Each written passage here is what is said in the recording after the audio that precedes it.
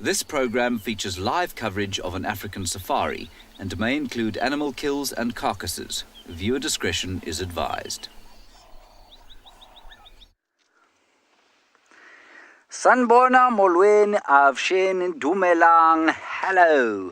It's a marvellous, beautiful day out here in the lowveld of South Africa. That is a gorgeous elephant cow, and this is WildEarth.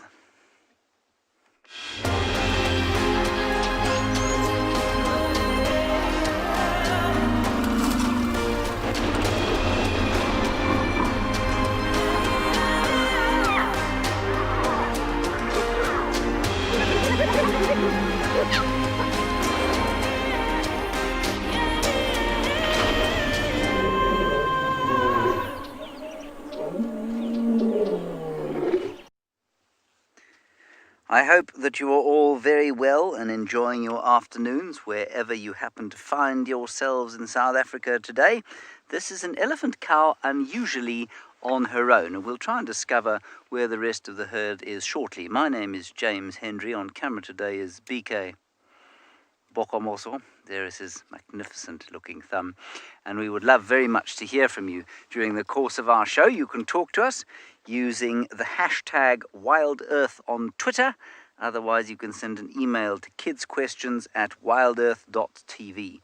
As this beautiful elephant comes out, says hello to us. She's not very happy, and I suspect that she's quite stressed because it's very unusual for an elephant cow. Just listen. I don't know if you heard that, but she's calling her friends. Let's just quickly go around the corner here.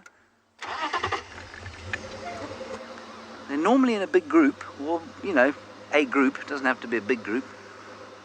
Average size, sort of 10 animals, 8 to 10 animals in this part of the world. And I don't know if she's had a fight, if there's a big bull that's got in amongst her herd or something. I'm going to be quite careful of her because you see how she stopped and she's lifted her head. She's listening to us quite carefully, and we're going to be quite careful of her because she's nervous. She looks like she's heading towards a waterhole, so I'm going to head round there and we'll see if we can pick her up that side.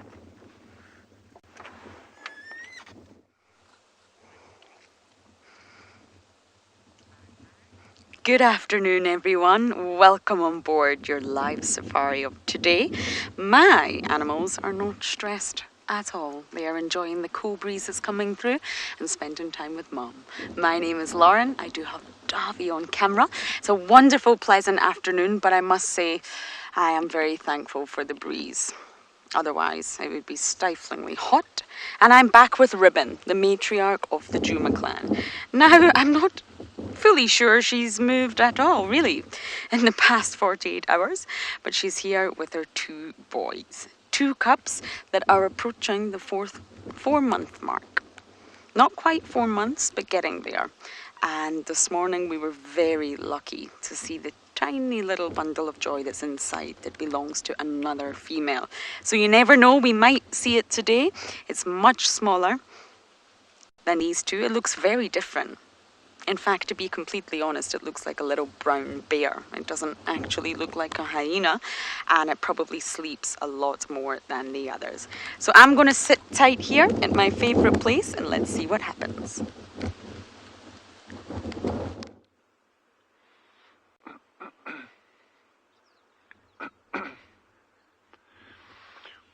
Good afternoon from Tswalu Kalahari.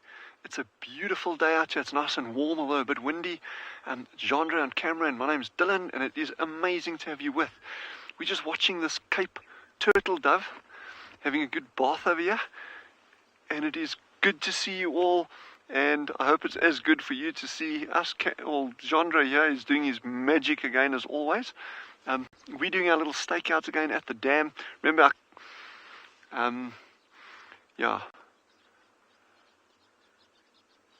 our clutch bombed out on our vehicle yesterday, as some of you that were with us might have known. But we are back in action, just on foot. So we're going to wait at this dam now. We've got reports of some animals in the area, but I can't tell you what they are, because if they do come down and drink, it is going to be off the charts cool. So we're just going to have to bite the bullet. And what we do have here, there's old Sheldon. He's lying on the far side. We've nicknamed him Sheldon. You can see there's old Sheldon, the shell duck. So we are still trying to find that nest, and we are putting in every effort that we can to get it.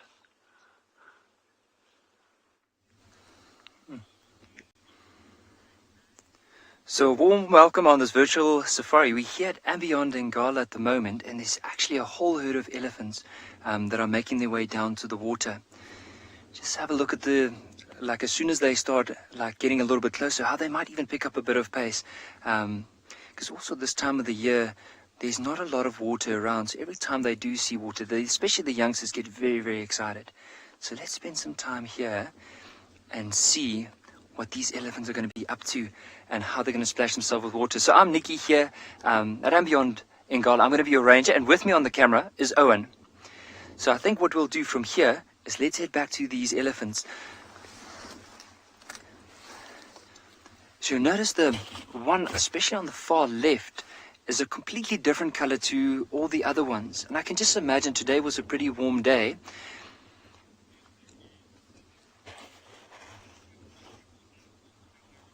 Danella H10, that's with elephants, they can get pretty big. I mean, just to give you an idea, so a big male elephant can weigh up to 12 tons. So just imagine a normal car outside would probably weigh 2 tons. And imagine 5 cars stacked on top of each other. That's probably the weight of an elephant. That's how big they can get. Shoulder height, you'd probably be looking around 3 meters, maybe a little bit more, a little bit less, depending on the age of the elephant. But have a look, you'll see from these that are now drinking, they're so thirsty, and the only big one that I can really see is the one off to the far left, the one that first arrived, that looks like it's slightly different. So if we move in here, you'll have a look. You see all of them have this grey back, but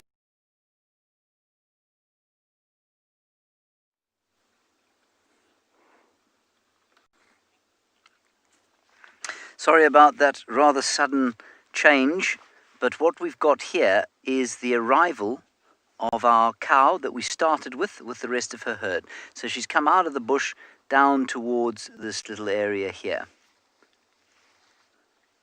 And now we've got them all having a lovely drink. Same as Nikki's were. We will go back to Nikki at some stage. There's just a small technical glitch there, and it's, well, part of the joy of bringing you a live safari out of the wilderness. Natalie, babies normally have one baby. Elephants. Elephants normally have one baby, which we call a calf, and sometimes they have 2. Very seldom, but it is possible for an elephant to have twins. Sorry about that, Natalie. My very small brain is not used to the heat that we have this gorgeous afternoon. Now we've got a little bit of playing going on the right there, BK. Youngsters are having a little bit of a wrestle.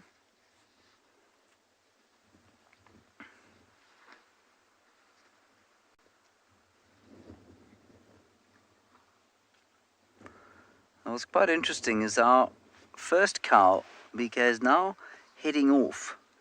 It's almost as if she's uncomfortable with something or other, and she's left the rest of the herd at the waterhole. They're enjoying their drink. I suspect if it was any deeper they'd be swimming in it. And that's the first cow we had, and she's now moving off away from the rest of the herd for some reason. She's still calling. She's making those low rumbling calls.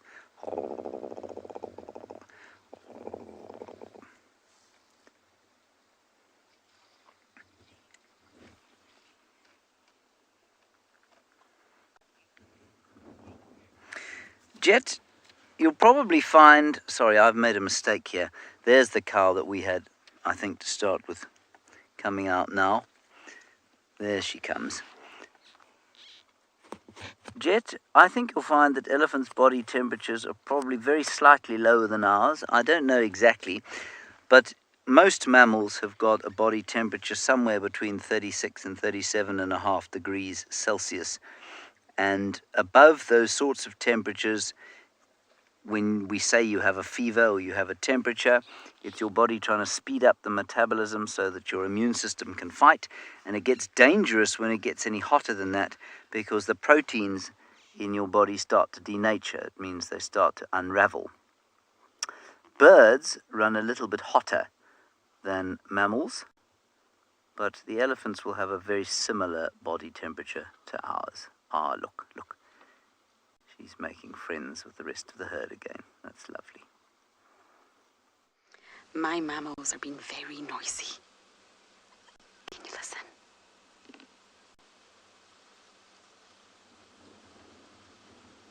Oh, they've quieted since they were squittering the noise that hyena cubs make.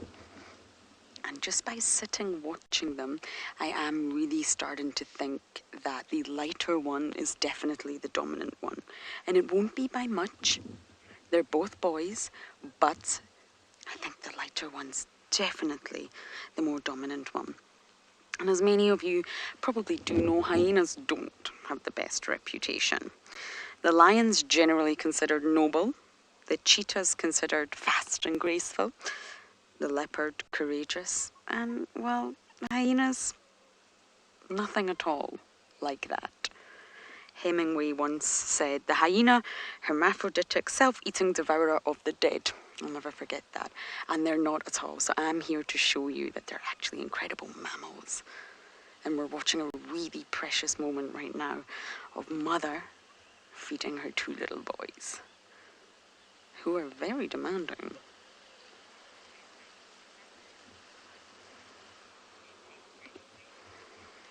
So we're really looking forward to answering all your questions. Don't forget to send them through, #WildEarth. We'll see you very soon.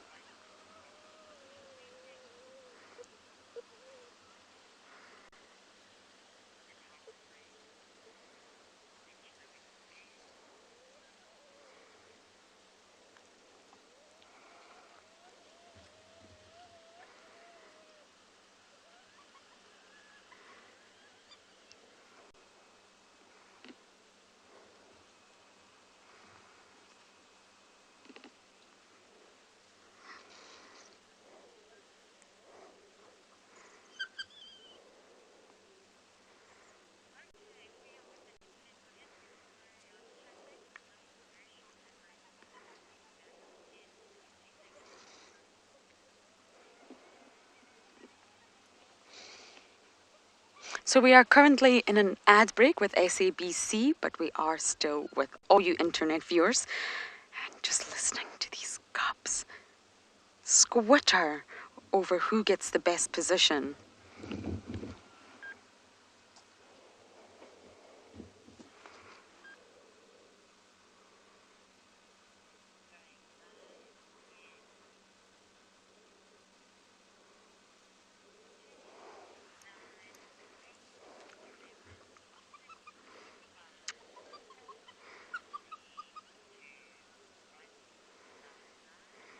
And your live safari continues.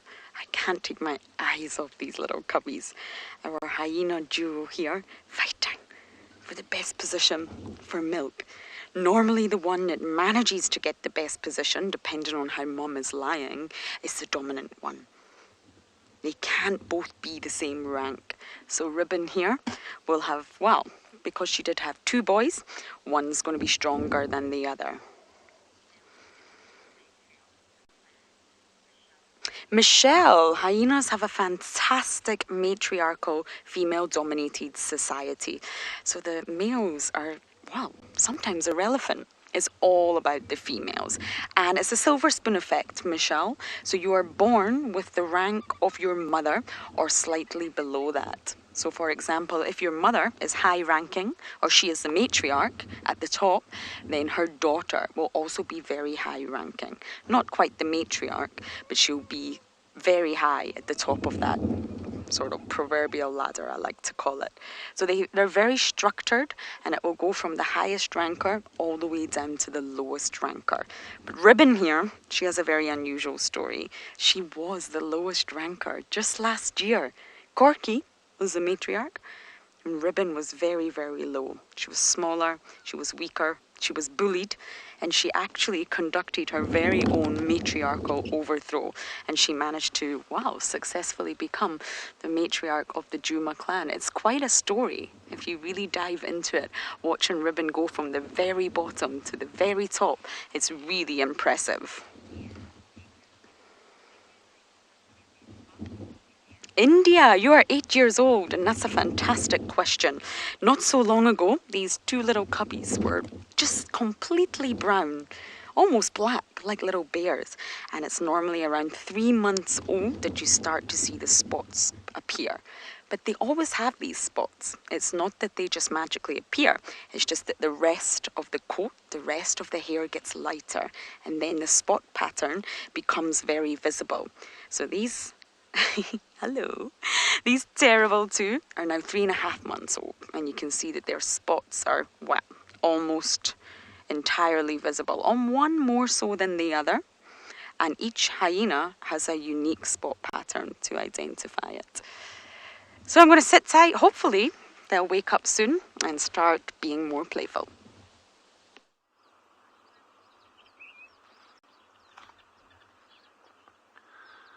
We're just having some fantastic birding at the pan here. So these little yellow and brown ones are yellow canaries. The bright yellow ones are the males, and the less brightly colored ones are the females. But what you're going to start seeing during the afternoon, these birds are going to be rolling in and rolling out. So they're lining up on the bushes here, and then they start, look at that. You see how they come down? But they're super nervous around the water, obviously, because that's the biggest risk to them for like an aerial predator coming in. There's actually a pair of gabar goshawks that nest very, very close to this dam every year. I haven't found their nest this season, but they will definitely be around somewhere. So these birds have got to be super careful about whenever they come into the water.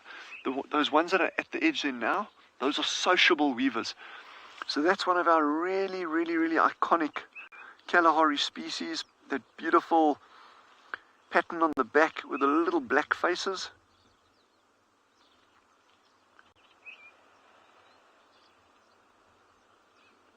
And these birds make these massive nests. Those of you who've actually traveled into these areas may be familiar with them.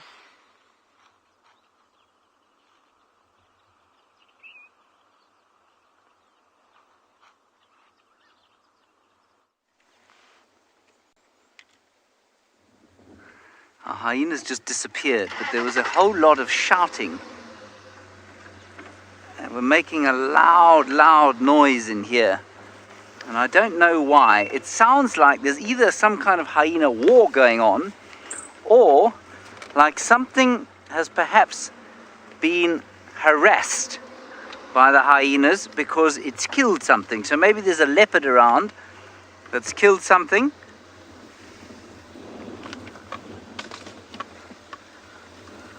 Going to drive slowly and carefully through here, see what we can see.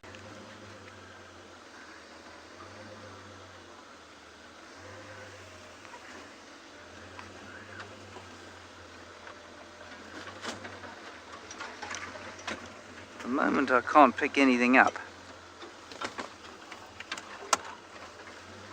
I'll just have a quick listen. We were sitting with those elephants and we heard which is not an uncommon sound to hear at night with hyenas. But it's very unusual in the middle of the day unless there's some real action. So we're just going to listen quickly and see if we hear something else.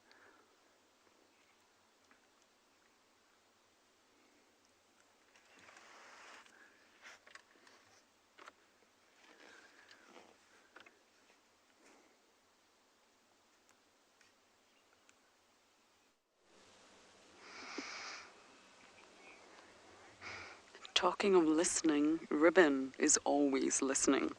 This is her unique ear, her butterfly ear. It's swarmed by flies. She doesn't look remotely irritated. But good luck, James. Hopefully a hyena will mean that something is going on. They have an incredible sense of smell. They can follow trails that are days and days old. Their sense of smell is probably their best sense. It's the one that they rely on. So if there's a carcass nearby, I can bet you a hyena will find it. And that's exactly how they find it, using their nose. And that's why they walk so erratically, they zigzag, because they're not actually following any sort of path or any direction. They're following their nose. Is the scent stronger to the left? Nope, it's stronger to the right. And they keep zigzagging until they find exactly what they're looking for. They will also have incredible eyesight and incredible hearing. They need to be able to hear well because they communicate over great distances. Lots of incredible vocalizations. A hyena whooping is one of the most iconic sounds of the bush. They have 14 different vocalizations.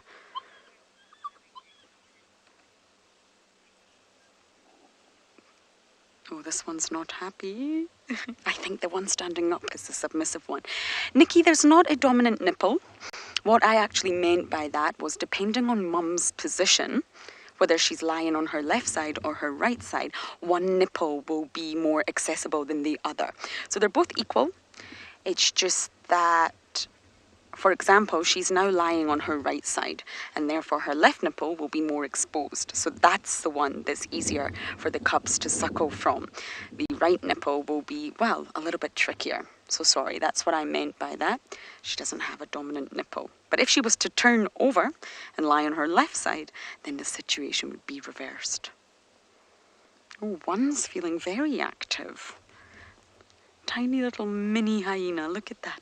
The hair on the neck is already starting to stand on end. Looking like a little adult. I really hope we can get to see the other cub and you'll see the difference. It's incredible. Oh, I think cubbies are getting awake, so hopefully the next time you see us, they'll be playing.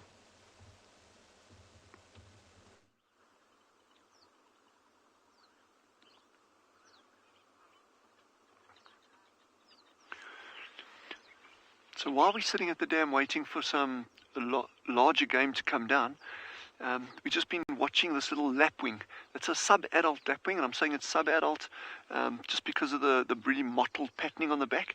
But it's been foraging very, very, very actively all along the edge of the water in that. So it's amazing. Yeah, we think about big animal or larger predators making kills, and yet as we've been watching that little guy, it's just been making kill after kill after kill after kill after kill. So it just shows, just spend time.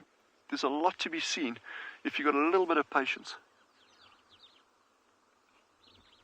And this wind is obviously pushing like a lot of invertebrates into this quarter of the dam over here. There you go, another one and another one. There's one of the adults that just flew past, but constantly feeding, eh?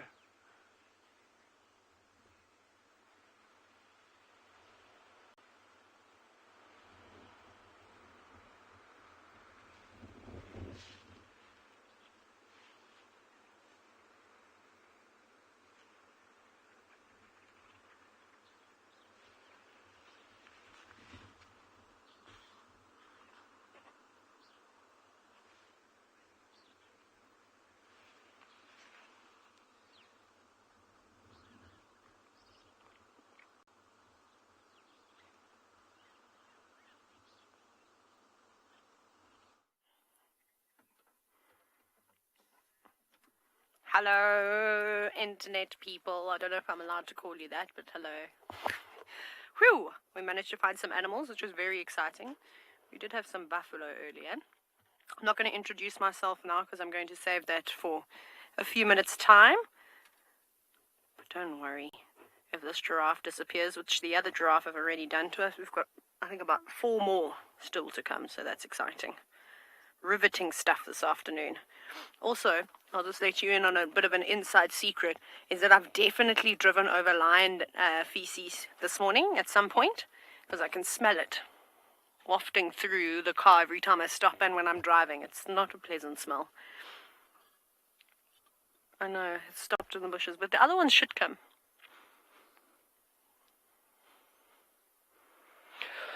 Whew. Sure, very exciting. Very hot today. No, it's a juvenile fish eagle too. Don't fly away. Sorry, we're very excited because there's a fish eagle, but now, of course, it's probably not going to sit here for the time that we need it. Do you need me to go forward, Gert? Or should we... Okay, sorry everyone, I'm going to just move the car forward a little bit. Oh, look how cool that fish eagle is. I hope it lands.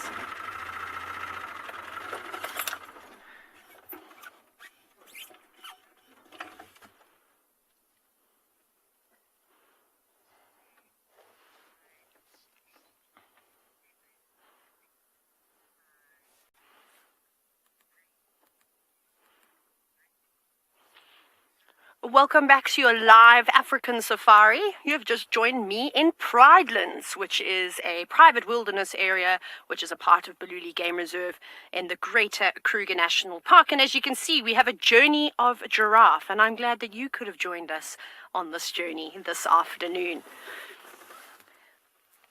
My name is Taylor McCurdy, and on camera with me today is Gert. And like I said, we're in this incredible ecosystem with lots and lots of wildlife surrounding us.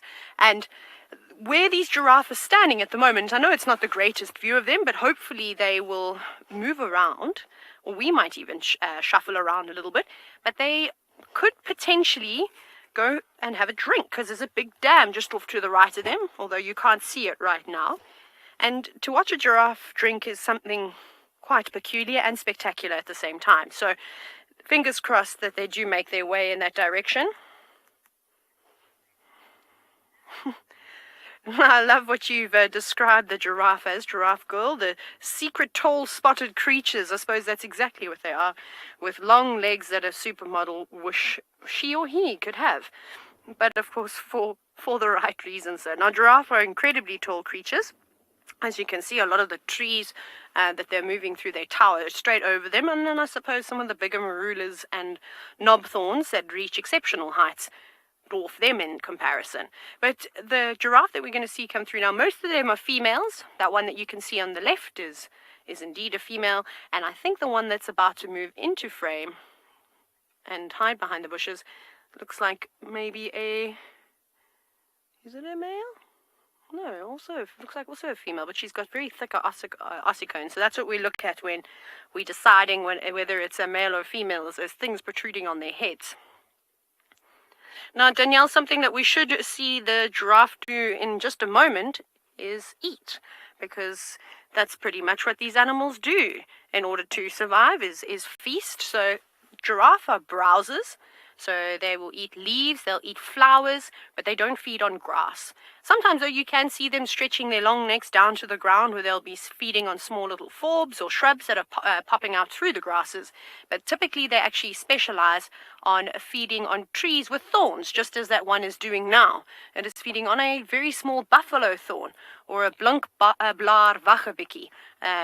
If any of you have ever been on safari before, you'll know how that is a very sort of prickly bush, and when you get hooked and caught up into it, you do have to wait a little bit and try and unhook the thorns. But for this giraffe, it's not a problem at all. It's got a very, very tough tongue, and it uses its tongue to strip the leaves. But when there's prickles on a branch, you'll see that they just very delicately use their lips and prune the shrubs that way. And occasionally you'll see them very unhappy with something that's in their mouth.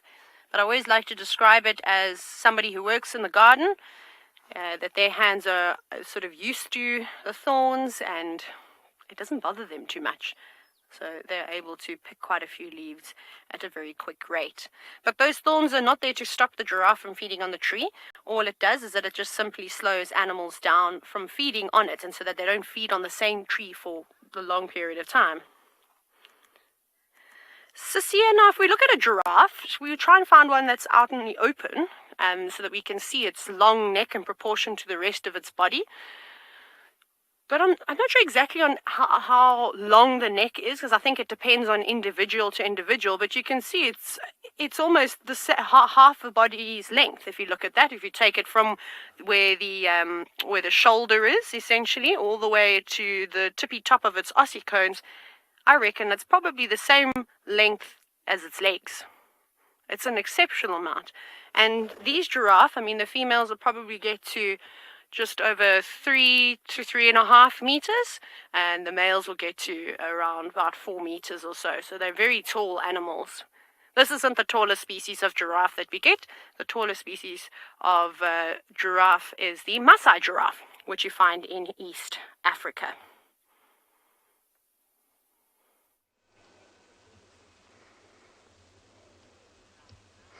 I was a little bit worried there. They popped into the den, but they popped back out again.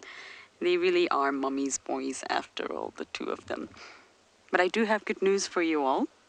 We can't just keep calling them Double Trouble and the Terrible Twosome. They have to have names. So we're giving you all the chance to choose names. We have 4 names for you. They are in Shangaan, and they all have very, very special meanings. And we want you to vote. So before I tell you the names, the votes will be going on Twitter as a poll.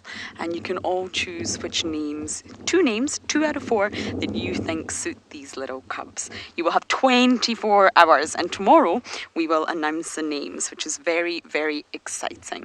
So the first one, Shitwisi, and that means very active in Shangaan, Shitwisi. Then we have Shimbulu, and this means have heart, have a heart, Shimbulu. Then we have Ngwazi, and what that means is adventurous. And then the last one is Misavu, and that means humorous. So I do apologize if my pronunciation of Shangaan words is not the best. But once again, we have Shitwisi, very active, Shimbulu, have heart, Ngwazi, adventurous, and Misavu, humorous. So that's the 4 names we have for the little cubs, and we really, really want you all to choose. Help us. I can't choose. I've fallen in love with these cubs. We need all of your help. So it's on Twitter. Check out the poll, and I'm really excited to see what names you choose. How exciting. We normally wait a little bit until the cubs are older before we name them. And that is because there's such a high mortality rate of 60%. So we normally wait a little while, and I think this pair is definitely old enough now. Shamesy, hyenas actually, well, they perform quite an unusual greeting, and it's actually called a greeting ceremony. And it's when they stand sort of parallel to one another, top to toe, or head to toe. So they stand at opposite ends, and they will lift their rear end legs and sniff one another's genitals. And I know that sounds very bizarre to humans, but it's for many reasons. Because they're highly olfactory, they need their sense of smell to understand who is this person. All the information will be in the pheromones that they'll be able to smell from the genitals. But not only that, if you watch a greeting ceremony between 2 hyenas, you can normally gauge who is the dominant one and who is the submissive one. Because by lifting your rear leg and letting another hyena with very powerful jaws sniff your genitals, it's a sign of trust. It's a sign of submission. You can tell that they're clan members, and well, a hyena could technically bite you, and it would be, well, the individual would lose their genitals, and they don't want that. So it's a sign of trust, loyalty, bonding amongst clan members, and you can normally gauge from that interaction who's more dominant than who. So there's a lot of things going on at a greeting ceremony. What a great question. So, hope you're all getting voting. We're going to sit tight and hopefully get a glimpse of the other little cubby inside. So we've got a giraffe that's playing hide and seek with us. It doesn't want to catch up to the rest of the herd that's moving in the distance. I think what I can do is maybe shuffle forward, because the rest of them are just up ahead. So let me drive on a little bit. This is unfortunately what happens when animals have legs and can move around. But this is also very typical of giraffe, is to constantly keep feeding and moving.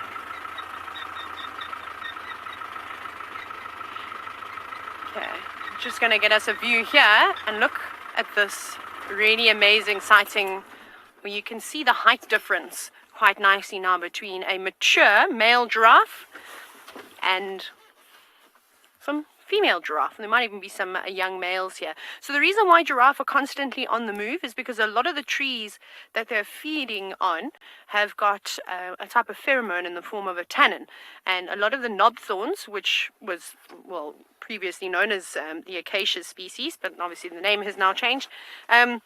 We shall still refer to it as an acacia for today, though. Those pheromones will travel with the wind. So when they're being browsed or attacked, this is a defense mechanism. And the giraffe don't like the bitter taste of the leaves. So they'll feed. They will feed on the trees for a little bit and then carry on. Please remember to keep sending your questions through #WildEarth. We look forward to hearing from you.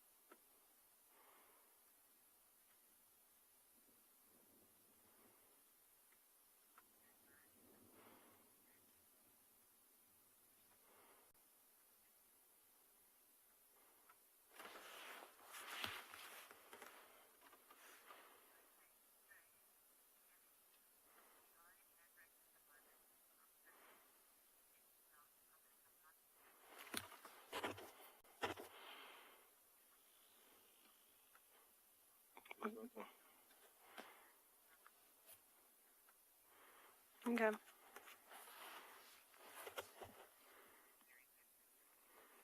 It was very abrupt and quick. 30 seconds would be nice, but it's fine. No, I'm joking. I'm joking.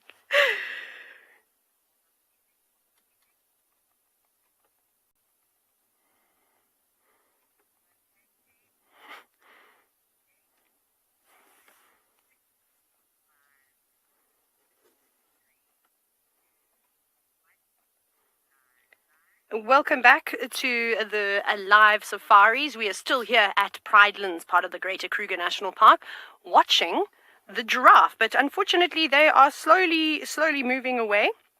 Again, they're doing a big loop, and I think a bit later this afternoon they might come round. Now, Rosalind, that's a very interesting question, considering I told you that well, the Maasai species of giraffe is the tallest, but we get 4 different species of giraffe in Africa. So they used to be classified as 9, but then they have now changed that. So we have the southern giraffe, which is the giraffe species that we are looking at. And you can see there's a couple more here just feeding just off to the left of us. That might be an easier view. And then, of course, as I mentioned, in East Africa, we have the Maasai giraffe, then the northern giraffe, as well as the reticulated giraffe. So it's just those 4 species. But if you're anywhere in South Africa where all these safaris are, you'll only see this beautiful animal. Now, in terms of the age of a giraffe, you can imagine it's a very tough life for animals out here. You know, they can't just pop down to the grocery store and buy their food. They're constantly having to move around and look for the best type of vegetation. And this is quite taxing. Never mind all the pressure from the predators, especially the big prides of lions that like to live about here. So I would say that a giraffe probably lives a very good life if it can reach the age between 17 to early 20s, but they wouldn't normally live much longer than that. Old animals, very hard and sort of quite uncommon to see. Occasionally you do, though. As you can imagine, once you start to get old, you're not as fast as what you used to be. You're not as strong. You might be struggling to feed, so you become weaker, and then you become an easy target for the different predators out here. And from not just lions, but hyenas, and then, for shame, the poor young animals that sometimes don't even make it into their first year of life. Leopards are notorious for taking down young giraffe, and that has been documented quite well in the Sabi sand, which is where James and Lauren are driving, as well as up in East Africa.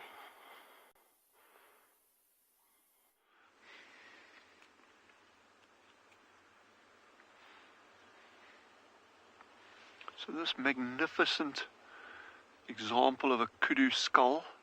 This is a bull that was actually caught by a pack of wild dogs right on the edge of this dam. And in fact, they chased this individual and he ran into the water, and we actually had dogs going in and out of the dam. But they eventually got him. So that's just a nice, interesting thing to see. And you can see there's the dam there. Gives you a nice idea of the size of it. But if you look at that kudu skull closely, you'll see that the teeth are still in really, really, really good condition. So that was not a particularly old bull. This bull is probably 5.5, 6 years, give or take, but really in good condition of that. And it's one of the most important food items for wild dogs here. Roxy has just asked, do we get striped hyena at Tswalu? We don't get striped hyena. We've only got spotted hyenas and brown hyena. The one that we do.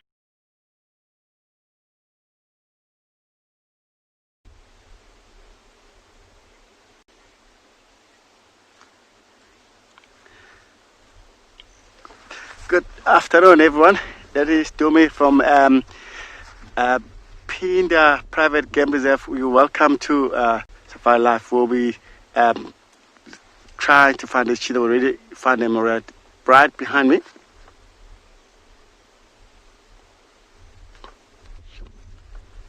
Okay. As you can see, right behind it's just cheetah and 2 cubs. As you can see, their bellies are very full. They did catch something this morning, which is very good. So they're just resting for now. As you can see, the direction, different direction where they're facing, which is good for a safety reason. If it's in case, if any dangers come around, so they can warn each other and run, which is very good and very nice, shady.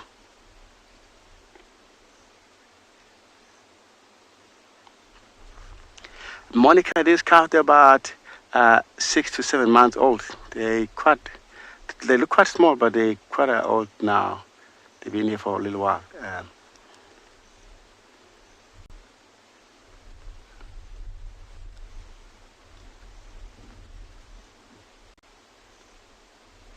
Look how cool it is. That one is more darker compared to the other one. It's got even dark patch on his top of his head.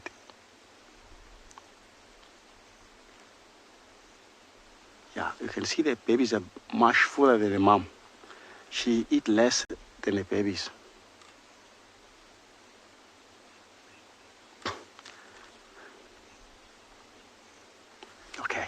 Okay.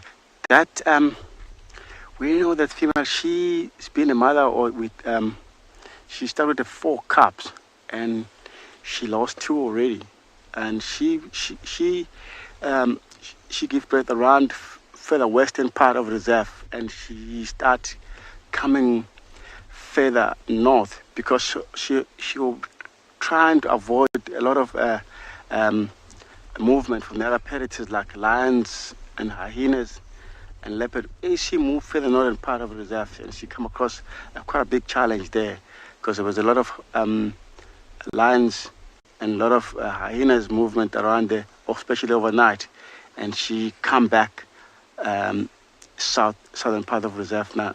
At the moment, she have only 2 cubs. She lost 2. Like halfway, she was on her way down to the northern part. She lost 1, and further north, she lost another 1. Now, I hope she's gonna do it well with these 2 to look after. And as you can see, she make sure she chosen a good place where she can be able to see or hear if it's any danger coming around her, which is amazing. That's what she learned over this time. The female, she was born here in Phinda. She's around about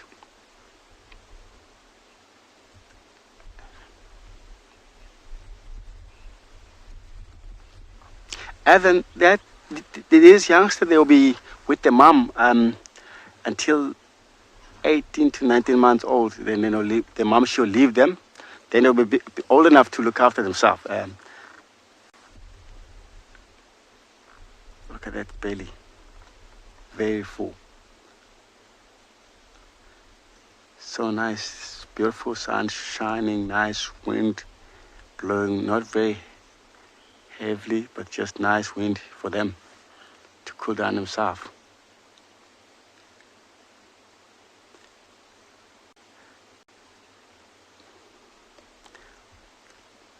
Lovely sight to watch. Just sit here and enjoy watching them.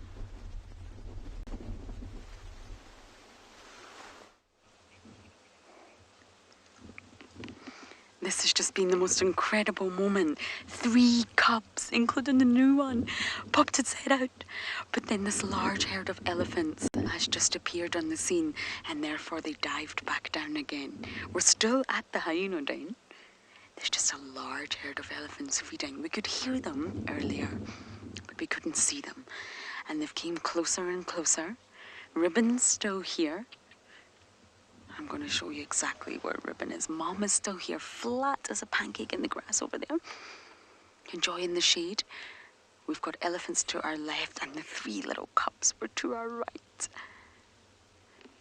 Now, the elephants will react if they smell hyena, if they smell Ribbon or they smell the den, which smells terrible. They absolutely will react. But right now, they don't seem to be aware of her presence. Now, Ribbon, on the other hand, well, she's not too bothered.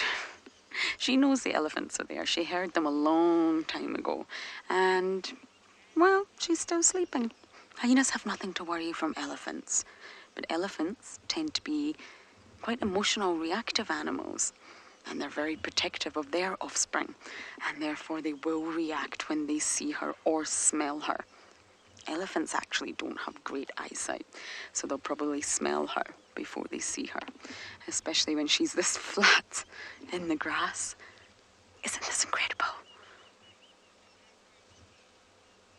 So I'm going to sit tight. Hopefully the cubs pop back out. It's all so exciting. Don't go anywhere.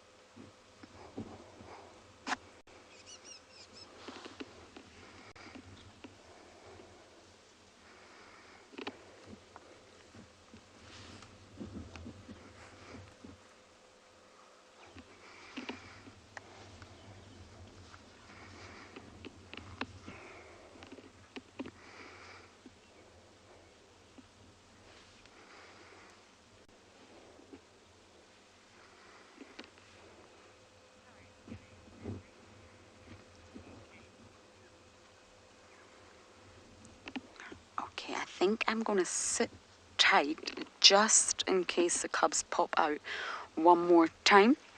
And while I wait it out, we're going to send you across to James with another big grey mammal.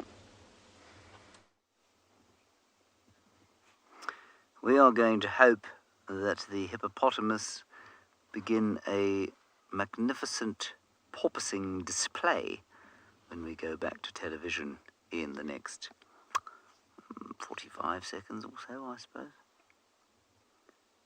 The one's having its eye cleaned out by some oxpeckers. Very interesting little hyena interaction we had. Not sure why they were squittering at each other, but it all seemed to calm down. And it was all in a massively thick block, so we left that particular area. And I'm now going to be quiet because we have 30 seconds to go back to TV. See you on the other side.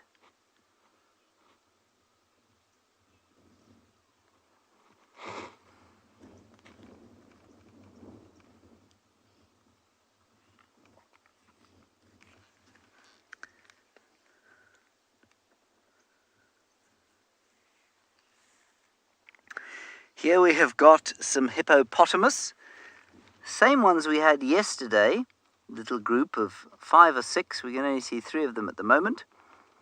And the little one, I think, is standing on the back of an adult That's how it's managing to be in deep water, yet still out of the water at the same time.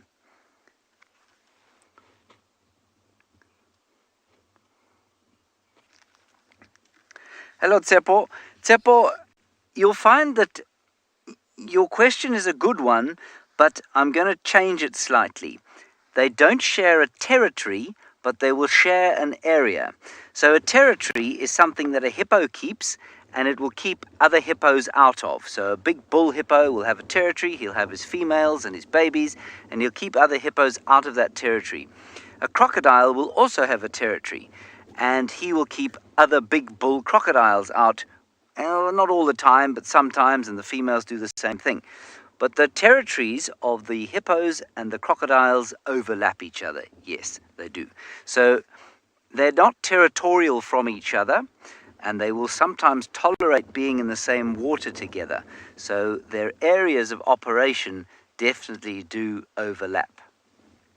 But strictly speaking, you know, if an animal is territorial, if it's keeping a territory, what it's doing is keeping out rivals from the same species.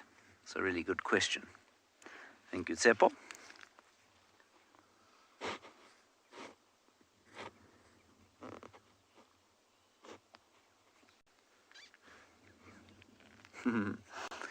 HB, they've got little valves in their ears that stop the water going too far in, but I suspect some water goes in there, but much like you, if you have a swim or a shower or a bath, water goes in and then it comes out again. But if you look carefully at their ears, the openings are very small, and I suspect that they can probably prevent most of the water going in. And then if you watch the one there, that one there, the one closest to us, you look at its nostrils. Its nostrils are very clever because they're closed completely and prevent water going in, and same sort of thing with the eye. So I'm sure some water gets into the ears, but it doesn't kind of fill them up, just like us.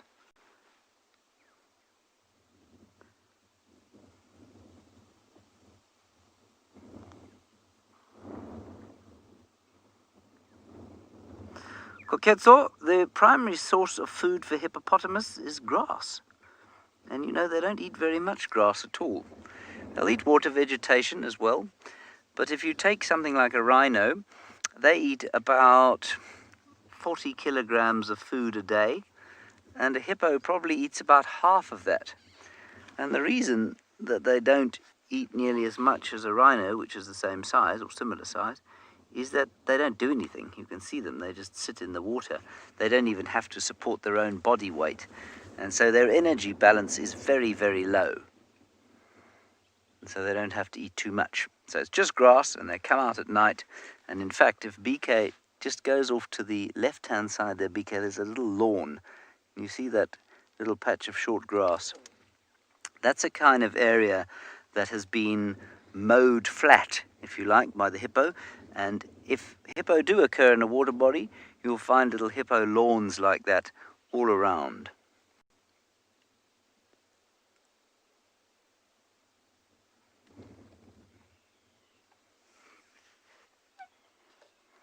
Right, I think we're going to head on from here and see what else we can find.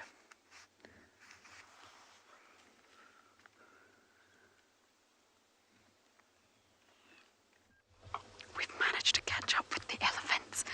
They're all in front of us. The cubs are not going to come back out right now when there's elephants. It's a large herd, and they're about 50 meters away from a dam. They're all heading to drink. There's youngsters, there's adults. Shelley, no, they didn't. They walked behind it. They didn't come to the den, and Ribbon didn't lift up her head. So no, they didn't. They wouldn't do that, but they would react. They would be very vocal.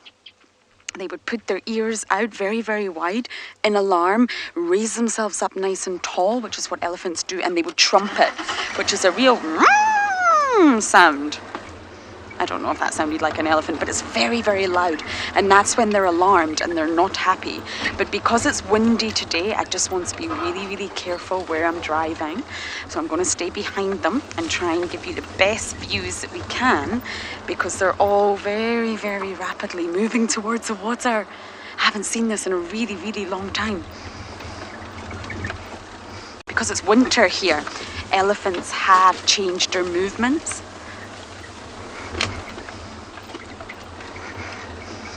Jaden, they're not afraid of strong winds. They probably relish it on the hot summer days.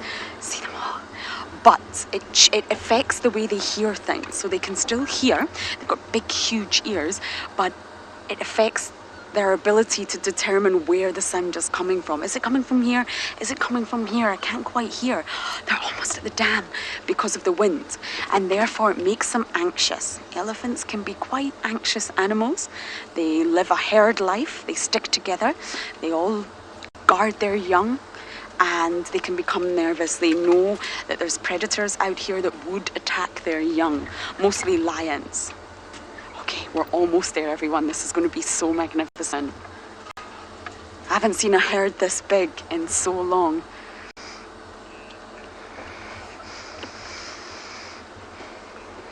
Okay, I'm just going to stop here, Davy, so we can see the big, big line of elephants walking down to the dam, and then we will try and get you some last minute views. Now, don't forget to vote for the names on the poll. I'm very much looking forward to announcing them tomorrow.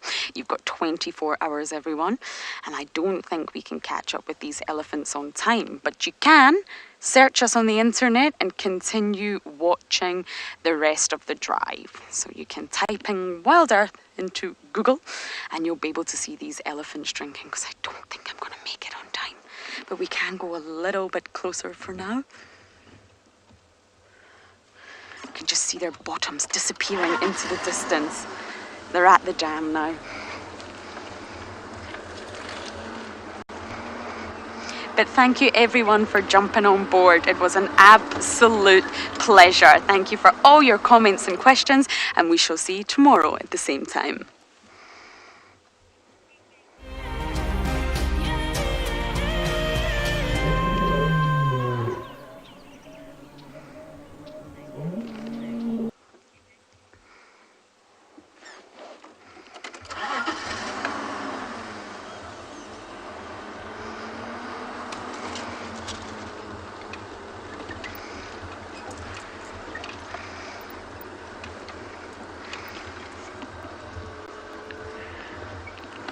Welcome everyone who maybe has been watching or you've just jumped on board. Welcome. Good afternoon. My name is Lauren. I do have Davy on camera, and we just did not make this magical sighting in time, but it's happening right now in Djuma Game Reserve. This is the first time I have seen any animal actually, oh my goodness, drinking or even just being present at Treehouse Dam in a very long time. We always tease each other that nothing happens at Treehouse, and here you have it. How magnificent. So before we listen, because the sounds are wonderful, I just want to remind you to talk to us. Send in your comments and questions. Kids, email us at kidsquestions@wildearth.tv. Adults, #WildEarth on Twitter, or @FC on the YouTube chat stream. Now let's take a listen.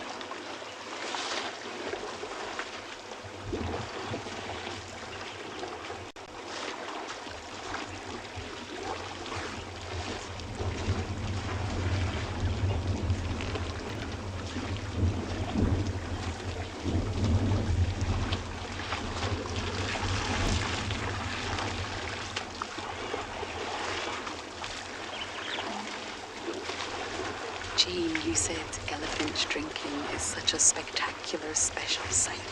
And yes, it is. I have really not witnessed this in such a long time.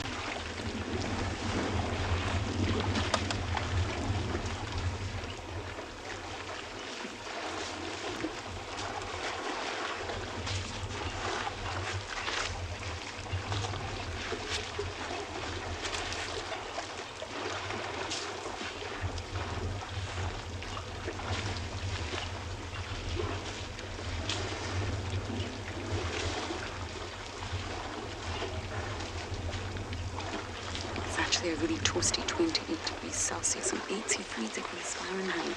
So it's quite hot for winter, although there's a breeze coming through and my elephants are probably just relishing cooling down.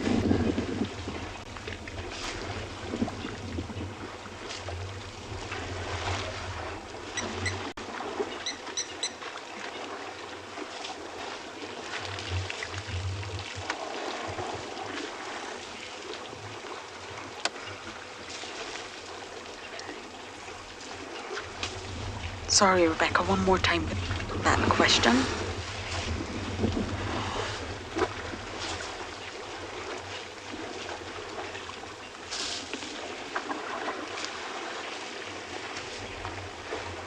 And Lune, you're asking, would a mother elephant help her calf drink water? Yes, when they're very young, mother elephants are known to suck up water with their trunk, which they can do, and then they empty it very gently into the youngster's mouth. Because the youngsters don't have full control over their trunks when they're young. There's a lot of muscles in there, 150,000 units, and that's a lot of muscles to coordinate when you're very, very young. So they've got to learn how to use it, and it takes practice. It takes observing mom, what is mom doing, and then trying to copy. So they're not really capable of sucking water up from those mini trunks and popping it into their mouth when they're very, very young. So Lune, absolutely, the mother will help the youngster drink. It's important that the youngster hydrates. Mother elephants are also known to spray their youngsters with water if it's very, very hot to help them cool down. They're also known to shove them into the shade if they're being stubborn. Mother elephants are fantastic mothers.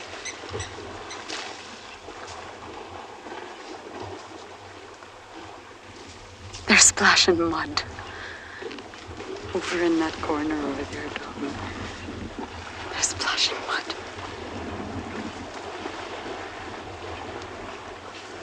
We've gone from drinking at the bar to pool party.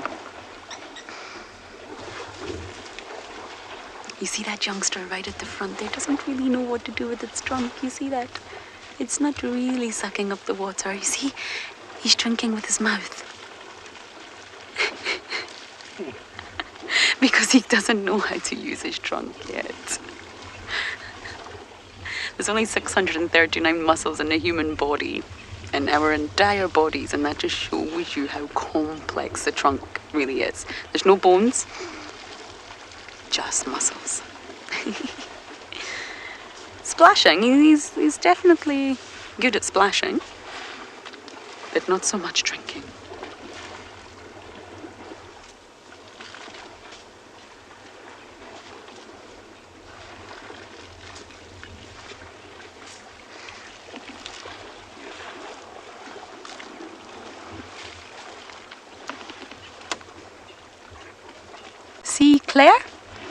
See, Claire, you're asking how many litres can an elephant trunk hold? And I believe you're a new viewer, so welcome on board.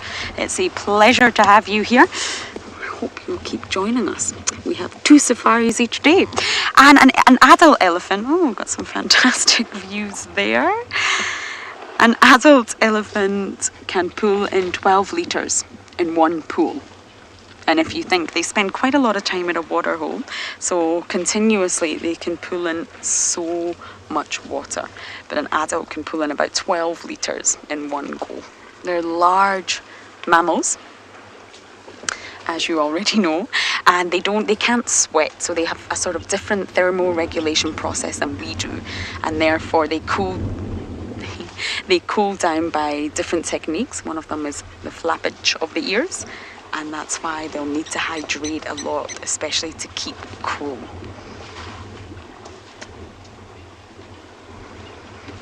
I love this individual that's just walked across the entire dam.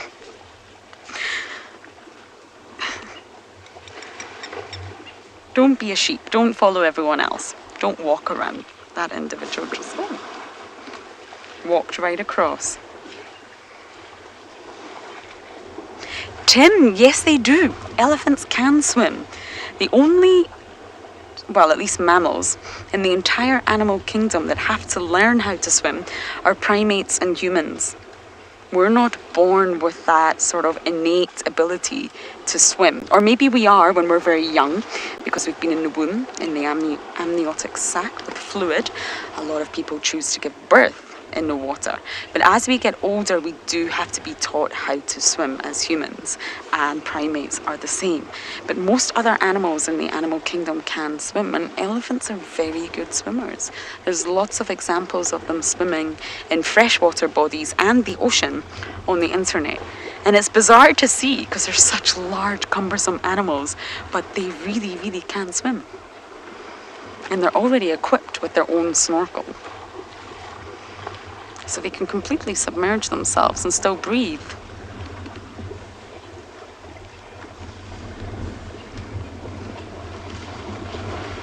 James, this is such a special sight. Yes, it really is. They're getting a bit playful now. It's quite a large herd. I wonder if I can do a quick count. Or does anybody fancy taking on that task for me? There's a challenge. How many elephants do we have in front of us right now?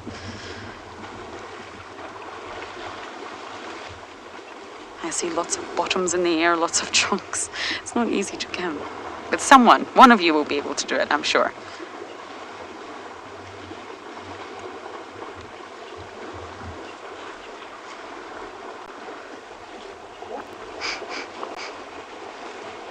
Living their best life.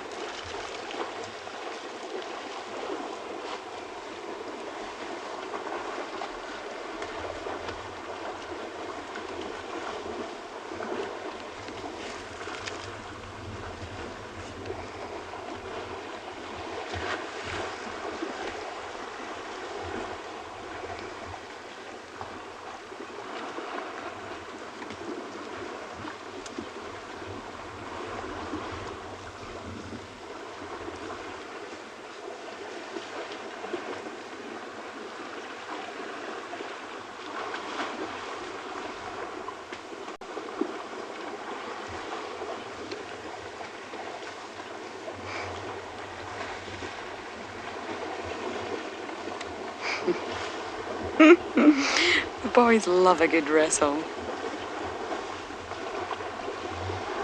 And that one that it's wrestling with is quite young.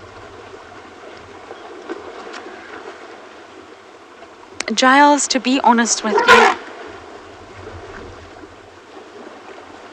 There's your answer, Giles. It's very tricky. And I think anyone that tells you you can age an elephant exactly, unless they've known it since birth, it's really, really tricky. The best sort of technique to take is to gauge an age bracket. And really, the best thing is size. Size, and then once they get older, you can judge by body shape. They change body shape slightly as they get older, but I think the best indicator is definitely size. So we're going to sit tight and stay and enjoy the pool party for as long as we can.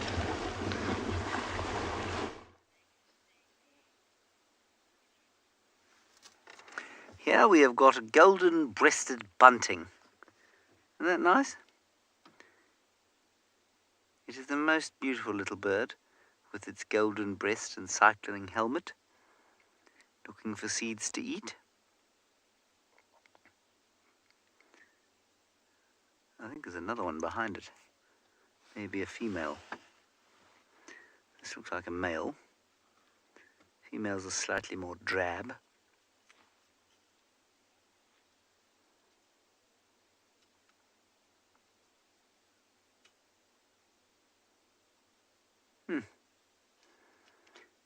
And see how nice he looks, surrounded by the winter vegetation.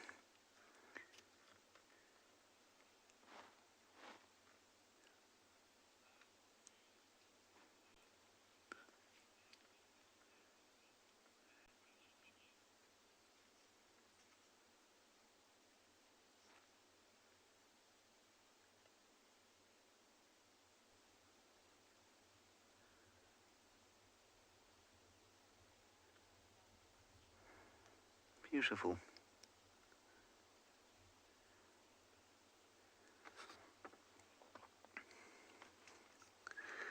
Now, if you would like to ask us any questions, you can do so using the hashtag WildEarth. Otherwise, you can use the chat stream on YouTube or Twitch, or you can send us questions to kidsquestions@wildearth.tv. We'd be very happy to answer any queries or address any comments that you might have about this golden-breasted bunting or any other kind of bird or mammal, reptile, arthropod, whatever. He's particularly impressive when he lifts his chest towards us like that.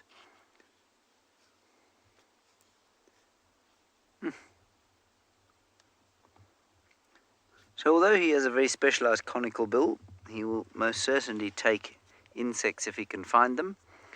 I think I don't know what he's going for there. Not sure what he'd find on a old termite mound.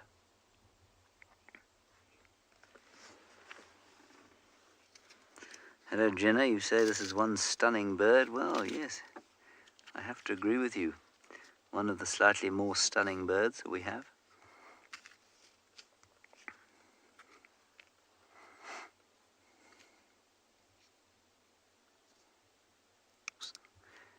I sent a very nice article the other day by, I think it was Judy H. In fact, I'm almost certain it was, about bird coloration and females versus male coloration, and how the more colourful the male tends to be, the more drab the female tends to be, because if there is no purpose to her being colourful, she'll be as drab as possible to avoid being eaten.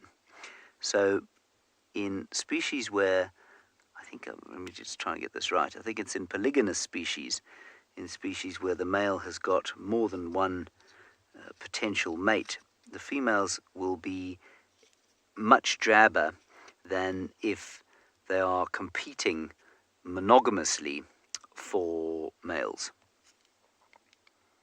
Make sense?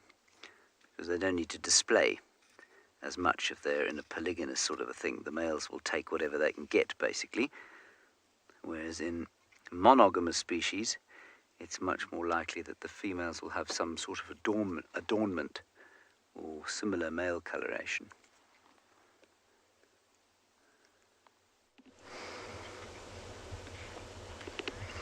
Well, elephants are definitely not monogamous. They don't even enjoy spending time with adult males. It's a very much, well, matriarchal, female-dominated society. Just like hyenas, in a way. The matriarch plays a different role, but it's still a female-dominated society. And once the males get to a certain point, they will be ousted from the herd. You can see some dust bathing going on here. There's lots of theories regarding that. One, I think it feels good on the dry skin. Two, it gets rid of parasites. And three, it's also said to have sun protection. They get protection from the UV rays by covering themselves in dust. Melly? I actually don't know. I have not managed to have a good look at these youngsters. They're moving a lot. I'm very sorry, I cannot answer how young or what age the youngest elephant is in this herd.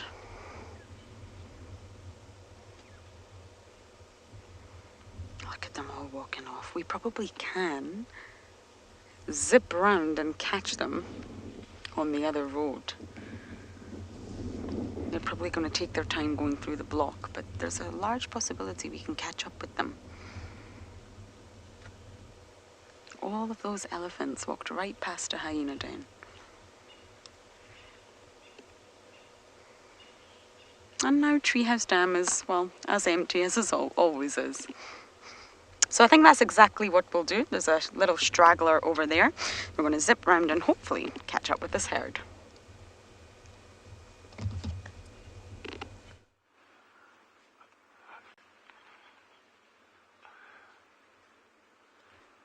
So we're just sitting still patiently at this dam. It's been very, very, very quiet this afternoon. The wind is picking up, the temperature's dropping, obviously got to do with that cold front. So it's probably not the optimal conditions for animals to be drinking now.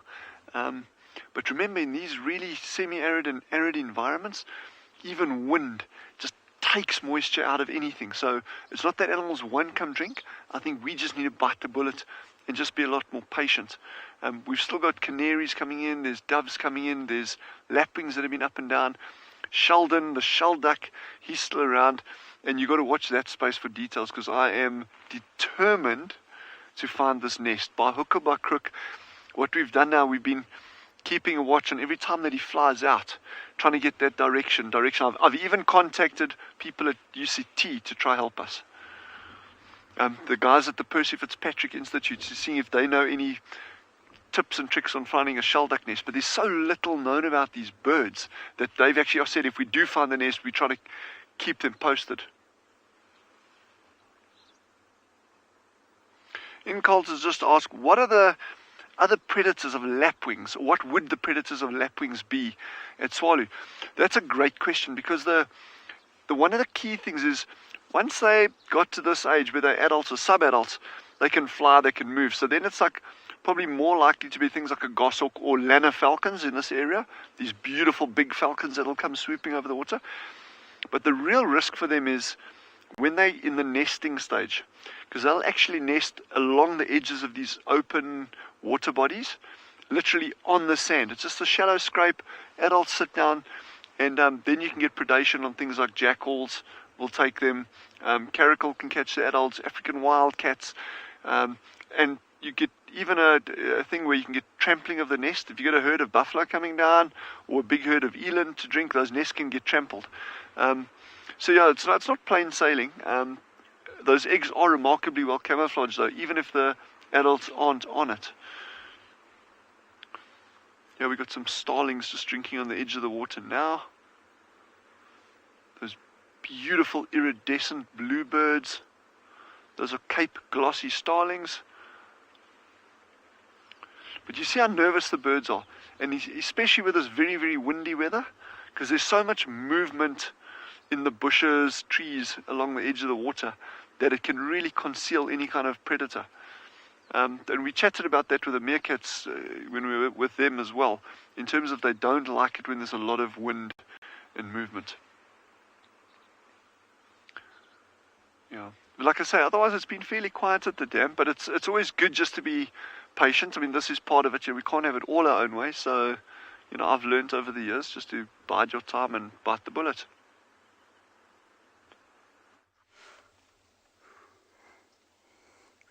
We've got some zebras here who are having a bit of a spat with each other, dissatisfied.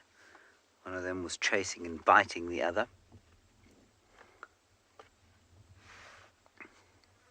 The same group we had this morning, I think. They're just slightly further north of where they were. Let me sneak slightly forward.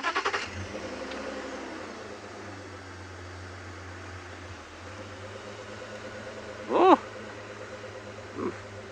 Vast plethora of animals. Well, now I've parked behind the bush, haven't I? We've got wildebeest, zebra, waterbuck all in one place behind a big combretum apiculatum. And a water pig, 2 water pigs in front of us. Let's look at them until everything else comes out into the open. 4 mammal species in one spot.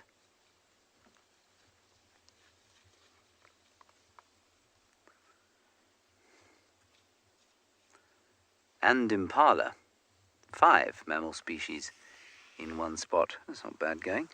May go home early today.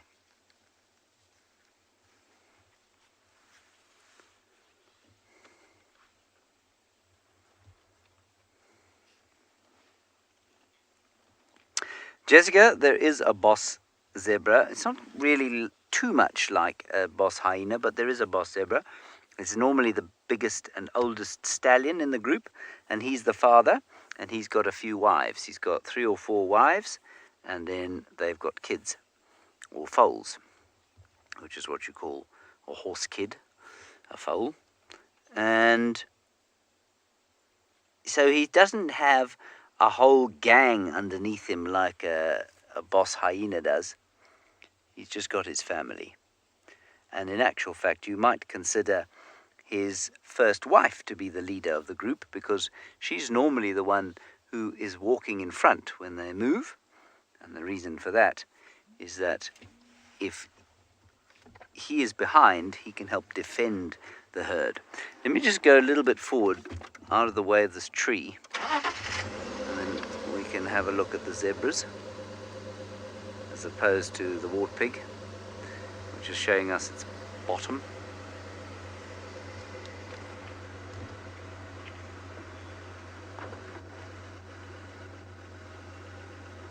Oh, there's another warthog. Sorry, the game drive radio went off. Can you see anything, BK? Not really. Can we have that again, please, Rebecca, from Never Too Late? I'm just going to stick my nose off here. Never too late. Well, in this part of the world, the worst tempered wild animal is the zebra.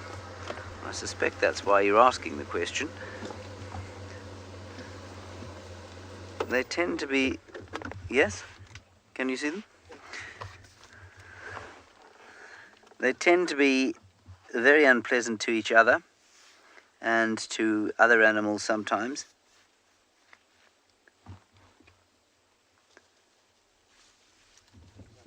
It seems to be that I am incapable of finding a gap here to park in that will allow us to see the animals. That was just a bit of lens wiping going on there. Anyway, there we have them all. Some of them. You've got 3 species in that shot. Well done, BK.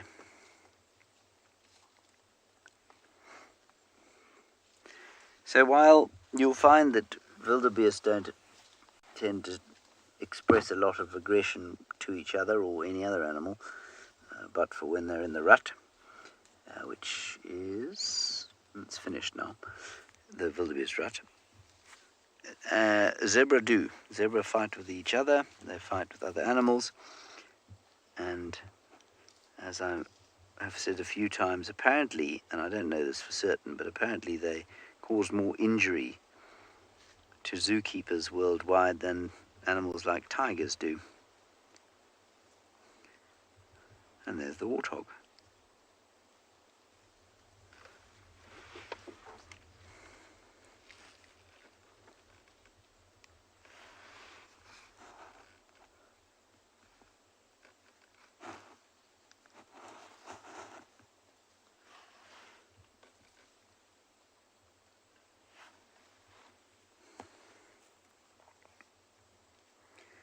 Everyone seems to want to show us their bottom.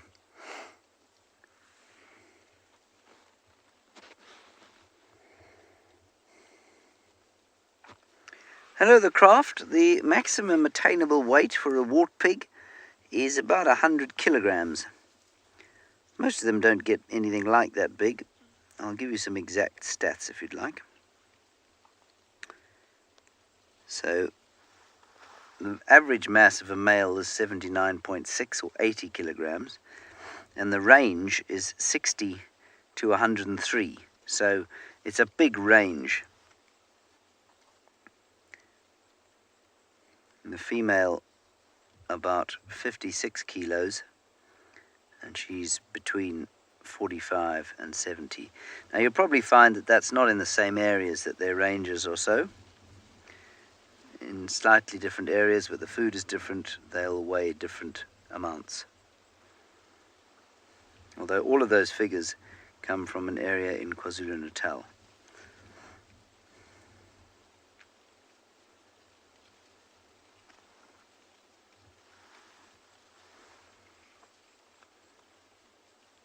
Zebra trying to find a bit of nutrition there on the termite mound, where the soil is a bit better.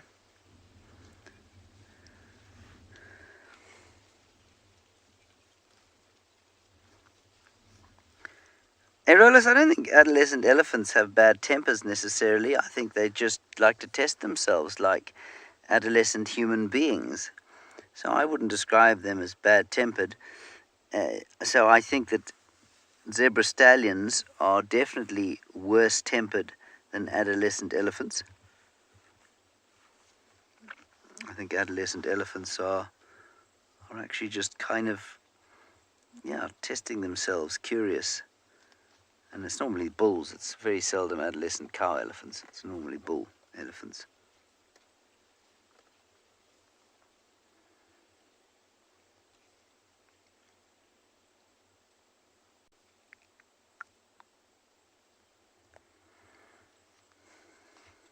Now we have peace.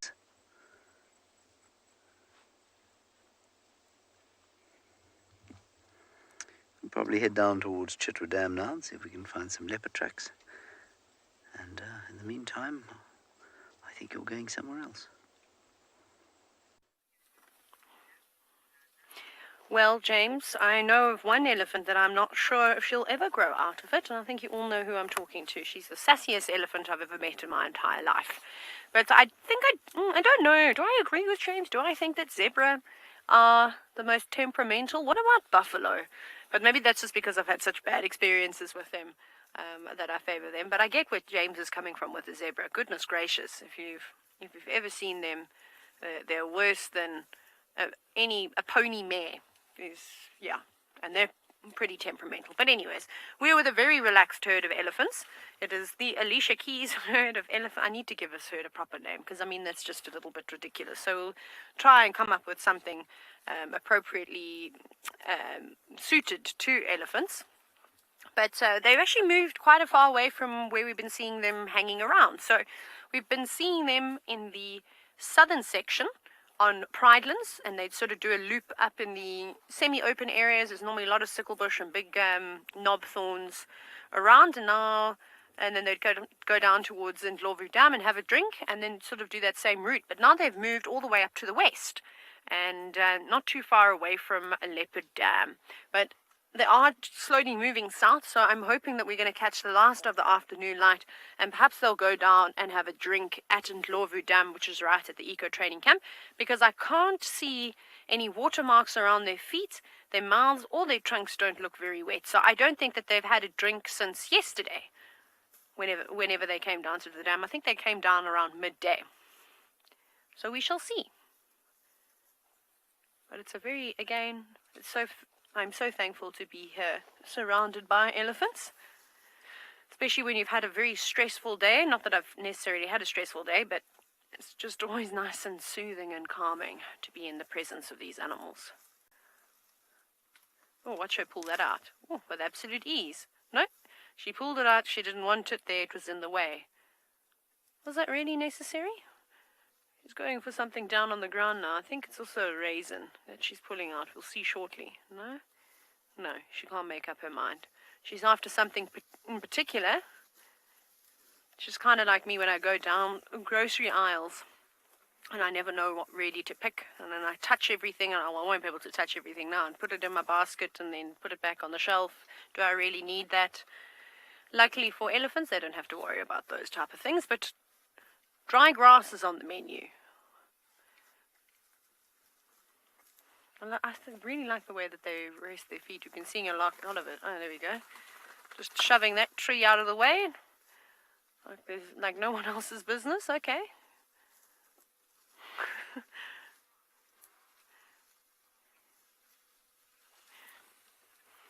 Now, if we look at elephants, and obviously we've been seeing them barge through trees of all kinds, some with thorns, some with dead branches. The craft in elephant skin can be a couple of centimeters thick to just a few millimeters. So it depends on whereabout on its body. So you'll probably find that around its midsection, it's about 2.5 centimeters thick or so. And then if you go around towards the ears, where the skin is very thin, just a few millimeters in fact, that's where they're susceptible to I suppose, getting piercings. And that's why we often see elephants' ears sort of to be quite tattered, is because they, maybe at a young age, they walk through a branch and a thorn or something hooks on their ear and tears it, but they heal very, very quickly. So you can see she's got some tattered ears. But I think the perfect example is the matriarch of this herd with her big rip in her ear, but I don't know what would have caused something like that. I suppose it could have been being attacked by something at a young age, or again, maybe vegetation of some sort. But elephants are very well protected. And you can see, if we look on the body of the elephant, there's some fine white scratches. And you see that. It's the same thing as if you were to pick up a stick and lightly drag it across your skin. It would probably feel much the same, because elephants do have hair on their body, not as sort of delicate, strains of hair that we sort of have on our bodies. It's a sort of a thicker bristle, but they can still feel things. There we go. You can see now the backlit catching the hairs. They can still feel even a fly sitting on them. So yeah, it's a very, very tough skin, especially down there on the feet and all the way up the legs. You can see it's quite loose as well. So when sticks and things drag across it, it doesn't really cause them much pain at all. It probably provides a nice scratch. I would honestly love to be an animal of every species for one day. Sorry, that's what I was trying to get at. Just so that I could experience these things. How do they taste, How do they use their trunk or their tusks? Or what does it feel like to roar like a lion? All these amazing things. Shame that young calf looks like it wants to maybe suckle. And mom is sort of shoving it off, saying, no, go away. This female, though, has not been in the greatest mood today. She's fine with us, but we have watched her actually, I suppose, parent and discipline a younger bull that made a bizarre sound, and she chased him for quite some time and put his tusks into his rear end. So she's not happy with the younger elephants today. We have our monogamous pair of steenboks, the quarantine steenboks. I follow this relationship on a daily basis, and I have to say, some days they're very far apart. They clearly have had a domestic and they need some time out. And in other days, they're cuddling. There was a male and female there, monogamous. Both sort of have a territory over quarantine. They're very small territories, but they are territorial. And of course, well, they sometimes enjoy being in one another's company. Just an update, I do have Niels on camera now, so he can say hello with his big thumb. And we've got some zebra ahead. I'd love to show you the zebra, if my car will turn on. I tried to put these on camera for you this morning, but they were not playing ball. So here we have a magnificent sight, a sea of impala across quarantine, and then your black and white stripes. Dazzle me matey. I think it has to be the most glamorous of all collective nouns. Dazzle. We've got a youngster right in front of us on the road. There's quite a few foals around right now. And normally you see a stallion with his mares. They have a harem social structure. You're standing in the middle of the road, little one. So you will see a stallion with all his mares and then the foals.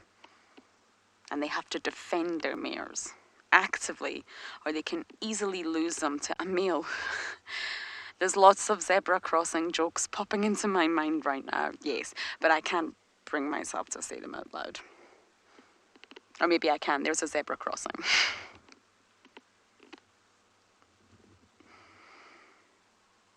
That was terrible, I know. But yes, stallions will fight. The bigger the harem, the better. The more females you have, the better. But you've got to be physically fit enough to maintain your harem. And zebras can be very violent when they fight. Very violent. They have really, really sharp teeth. Well, not necessarily sharp as in pointy, but they're very sort of thin at the edges. They're rectangular and they can give a really good bite.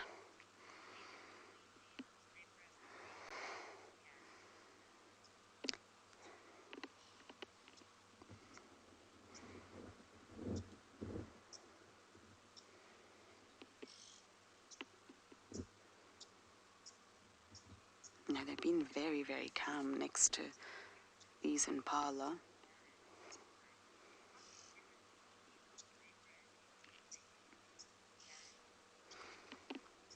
Gareth, you're asking about the different species of zebra that we actually get out here. Out here in in South Africa, in the Kruger where we are, we only get the plains zebra.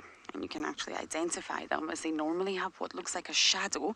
I think the one ahead, Niels, we're going to be able to see this quite well. If we can just have a look at this one, because it's got its stripes facing us. This is a youngster. But in between the black and white stripes, if you like, there's what is called a shadow stripe. You see that at the back there? There's a sort of in-between stripe. It looks like grey. That's how you can identify the plains zebra. And that's the only species that we get here in the Kruger Park.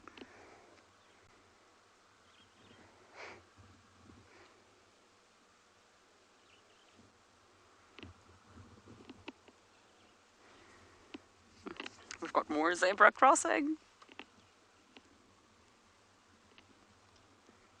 Oh, that joke really, really never gets old.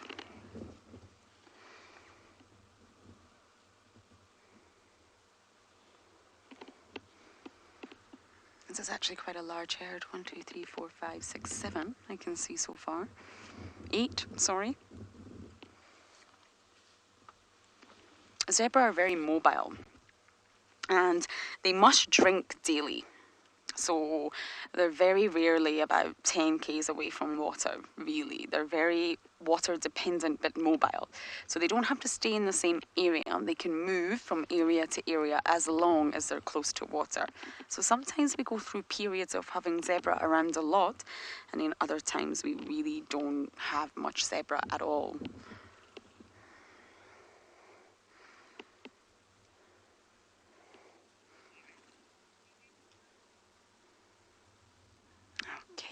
Haven't quite decided my plan yet. Maybe to catch up with these elephants or go back to the den.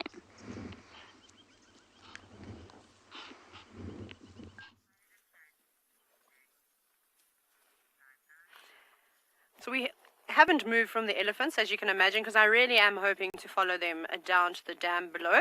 But we're just watching this young elephant just feeding on a sickle bush right in front of the car, very relaxed for now, until it decides that it's unhappy with us and maybe trumpets at us and mock charges the vehicle. That would probably happen. So there was much discussion in the vehicle just a few minutes ago about Jurassic Park. And it's my favorite movie, or one of my favorite movies. And I'm sure all of you know by now that it was indeed a little elephant, an elephant calf's trumpet. Probably maybe like a frustration more than anything that mom wouldn't let it suckle, that they distorted and used for that terrifying roar that the T-Rex does in Jurassic Park. Oh, now you're going to eat on the grass. Everyone's eating grass. I mean, I suppose that's what normal elephants do, and they feed on this most of the time. Very cool. I'm just watching this little one because it is getting quite close, and I'm waiting for a sneak attack. We also saw the other elephant. I'm wondering where it is. The young male that we tried to get a really good view of its trunk that has some damage to it. So I'm going to keep an eye out for it, and when it does pop into an area that we can see it, we'll try and get a decent view.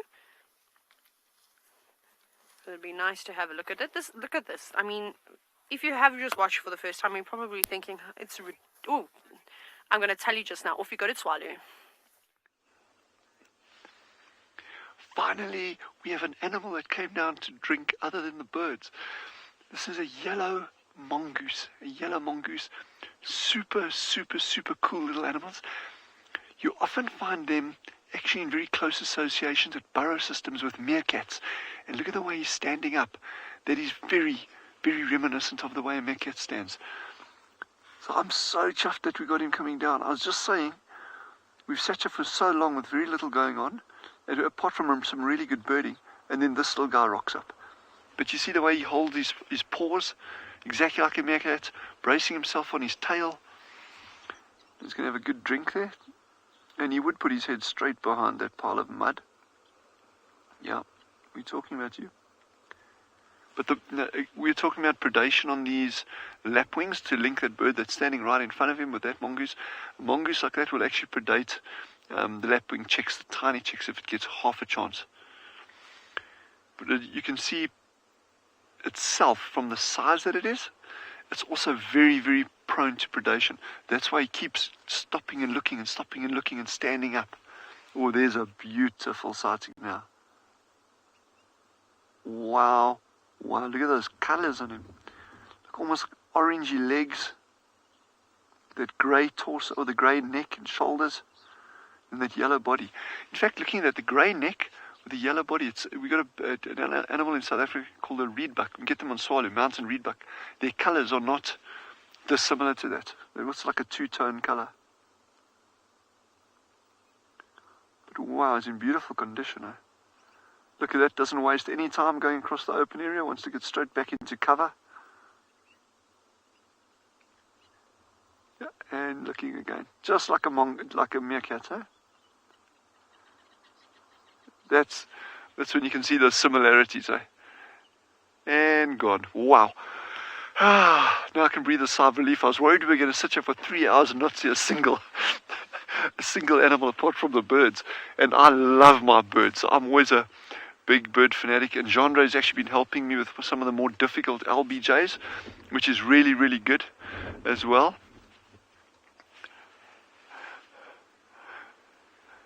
Ruby says she's never seen a yellow mongoose before, and that makes me even happier to see these fun little things, whether it's the birds or insects or mammals that people haven't been exposed to, haven't seen. That has absolutely made my day. Thank you. No, it's brilliant. It's just, and that's the thing, we could sit here for hours and see nothing. But it's not about that. It's just being there. It's being in the moment. It's the wait. It's that expectation. And while we're speaking about birds, old Sheldon the shelduck actually took off and he disappeared. But he took a different direction that takes him straight across to another dam.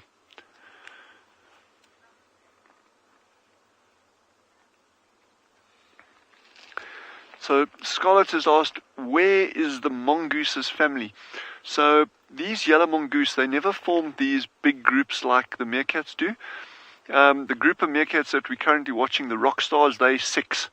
And then we don't know how many pups they got yet. But that is, the number of 6 is probably about the maximum size that these yellow mongoose would normally get to. It's normally 3, 4, 5 individuals. So they form very, very small groups. One of the key differences, though, is that they don't forage in a big group. You get other mongoose species that do, the meerkats. Banded mongoose will do it.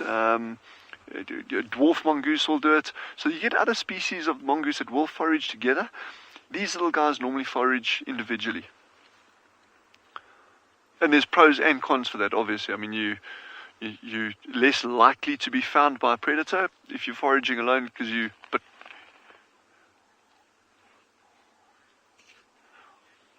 Anushka's just asked how many species of mongoose do we get in the Kalahari. Well, certainly at Tswalu, we've got 4 species. You've got the meerkats, you get yellow mongoose, you get slender mongoose, and those are the 3 most common ones. The meerkats probably being the most common, then yellow and slender. But then up in these mountains that you can see as a background to the dam that Genre is panning over, you get a gorgeous one called a grey mongoose. And those ones, they are pretty common up in the mountains, but so rarely seen, just because the terrain is so inaccessible, so few people go up there, and they very, very strictly associated with these rocky areas. Occasionally you'll see them right down on the bottom, but just along the base of the hills.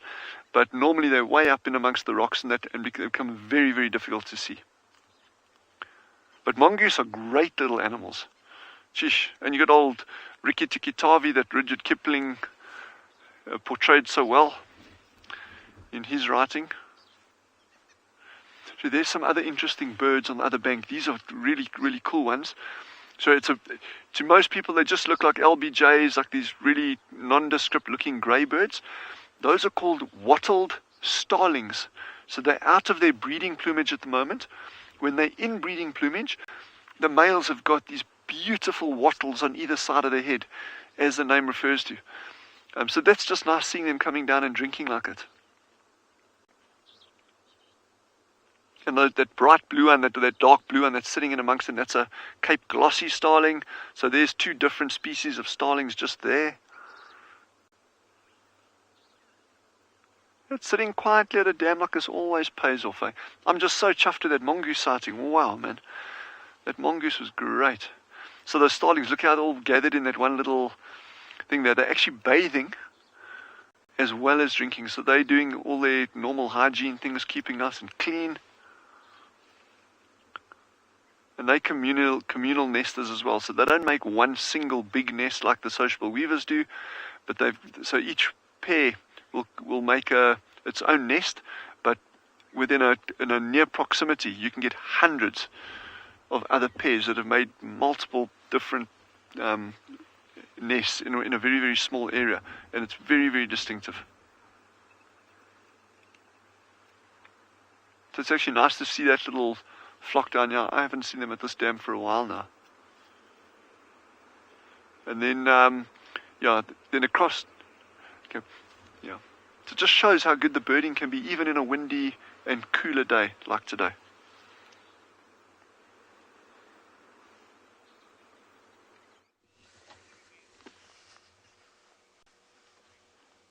We've popped back to my favourite place. Why, you ask? Well, I love this trio. And also, I'm determined to catch Corky here at some point. We were so lucky enough to see the little bundle of joy this morning. It actually popped its head out earlier as well, but then got scared by the elephants. And it's healthy. Many of you were asking what's wrong with the back legs. It's just a natural body shape of hyenas. They have small, weak back legs. The spine sort of slopes down at the back. Not weak, sorry, weaker, because they're sort of, well, they've evolved this strange body shape due to their lifestyle, which does include scavenging and pulling carcasses. So they need the front end of their body to be very strong. The cub looks well, it looks healthy. The belly, the little tummy looked relatively full. So Corky's feeding it. She has to be, otherwise this cub would not survive. So I keep thinking every time I visit, we're going to see corks. And we just don't. So I wonder if they're doing some sort of timeshare. Not intentionally, but I wonder if Ribbon gets sort of up and mobile at night time and goes on the hunt or scavenges or just generally causes trouble somewhere, and Corky comes. I spent a lot of time with Corky as the matriarch at her communal den, which was Philemon's Dip Den 1 back in the day, and she was very much exactly the same as Ribbon, a diurnal feeder.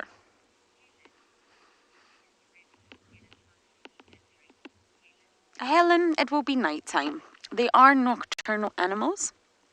They're nocturnal species, which means that it's entirely normal for them to sleep all day.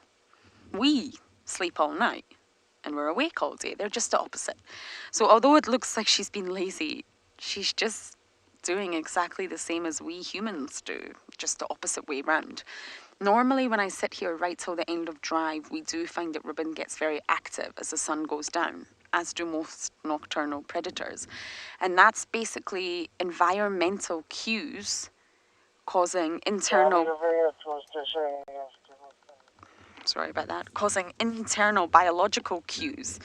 So the sun going down intrinsically wakes her body up. And I guess we're the same, fundamentally, if you think about it. We're highly diurnal, apart from those night owls out there. But we are essentially diurnal. And when that sun pops up, a lot of us are awake, because that's the way we've evolved to be. Ribbon's just the opposite. So we do find she gets active, and she will eat at night time.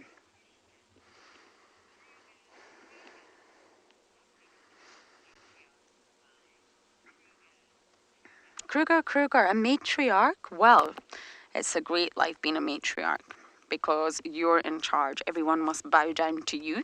Sounds great. So you will get... I love that sound. Squitter, squitter, squitter. You will get first dibs at a carcass, for example. Hyenas can, well, they can be quite violent and aggressive with one another when it comes to a carcass, as just as lions are. And the matriarch will always get to take the larger chunk first, which means that generally the matriarchs are larger because they feed well, and they're often healthier, again, because they feed well. She makes the decision, she'll call the shots if they're doing a coordinated hunt, which doesn't really happen too much out here in the Sabi Sands, but it definitely does in the Masai Mara. So being the matriarch, you're basically in charge, and you also get first access to food.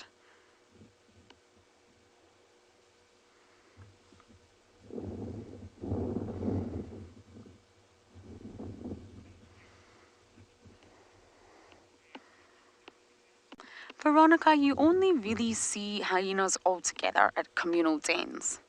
And last year, when we spent time at the old communal den, you witnessed everybody come and go, really. You saw the males come and go, you saw the females. And I'm not really sure why we're not seeing June and Hart here so much. I really don't know yet as to why we're not seeing them. We do see the males. We've seen Saka a fair bit. We've seen the youngsters, the sub-adults. We had Comet the other day. But I'm just not entirely sure about the females and why we're not seeing them. It could be that Hart's maybe at her own natal den. There was lots of speculation for a while that she could also be pregnant.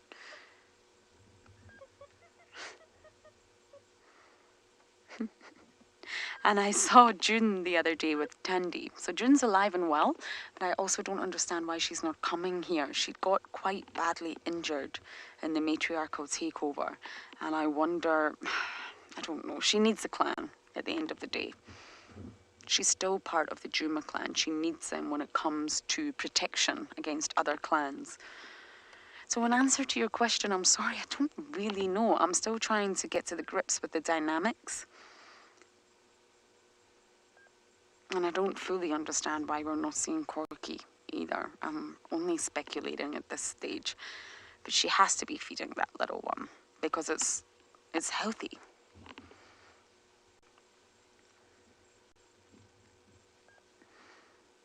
And it just puts me in this position. Should I leave? Should I take a bumble? Or should I stay in case Corky comes? Patience pays off, as we all saw this morning.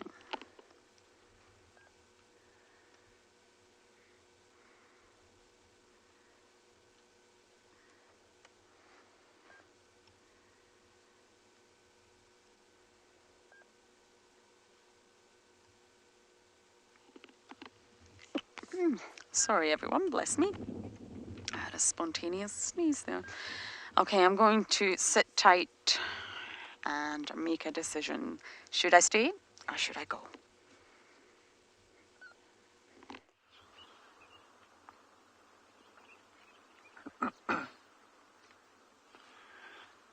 So we're still watching. Just after that mongoose left, these lapwings were actually on the far. They flew right across the left-hand side to the dam, and then they disappeared completely, and then the group came back again to the same spot. So I think the feeding on this side, as you can see by that youngster, is probably very, very good because the wind's pushing all these little invertebrates that he's feeding on right onto this edge of the dam over here. I mentioned a lanner falcon earlier. So that is a goshawk is more designed for chasing birds in between bushes. The lanner falcons are going to be sitting probably 100, 200 meters away from a warthog like this. And what they do is they'll just sit and watch from a distance. And in fact, you can see these doves coming past you through the frame on quite frequently. So there's a lot of bird activity around you now. And you'll get a lanner falcon that'll be sitting far away. And then he'll come in low and fast. And I mean, for us to even catch a moment like that, we'd be extremely lucky. But these doves that are coming in here now, that's going to be prime food items for lanner falcons. Also, one of our big things that I'm still looking for, and I haven't got it right yet for the past couple of weeks, is African wildcat.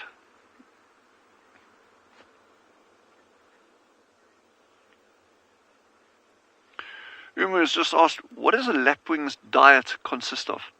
So they are primarily eating invertebrates, And that can be things like brachiopods, it could be pond skaters, beetle or insect larvae, mosquito larvae, things like that. So whatever's floating on or just below the surface.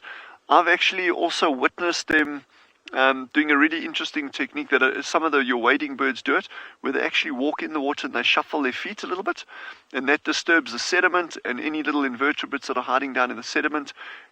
It gets them up and going, and that enables the lapwing to catch them. So yeah, so their diet is pretty much that.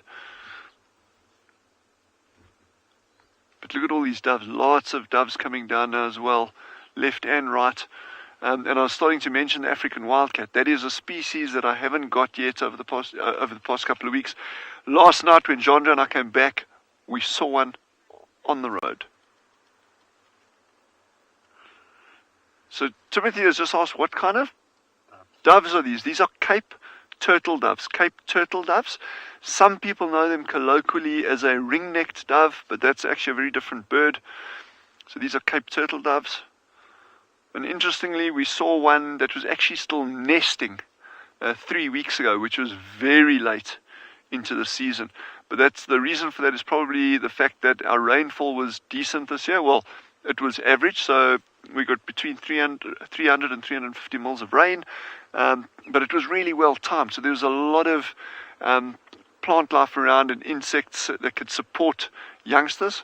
So on that, when we're talking about that, leading on from that question about what lapwings eat, when you look at birds, they'll normally have their standard diet, but when they've got chicks, they'll often switch their diet, not so much for the adults, but to actually supplement the chicks' diet. And if you look at sociable weavers, that's a very easy example where they'll normally be feeding on grass seeds through the year, but the moment they've got chicks, then you'll actually see those adults going around. They're picking up things like harvester termites, grasshoppers, things like that, to feed to the chicks. I've seen the crops of doves that we've actually found at waterholes before, and if you open them up, you'll see those crops have even got things like ants inside the crops, which is quite unusual, and lots of fruit and berries and seeds. So a lot of things, although we put them in a box and say, well, this is the normal diet, that diet can change seasonally. And even if it's an animal that only eats plants, like vegetation, even the composition of that can very, very easily change depending on the quality of the browse or forage that's available to them at different times of the year. So back to that African wildcat, this elusive species. You often get them hiding out close to waterholes like this.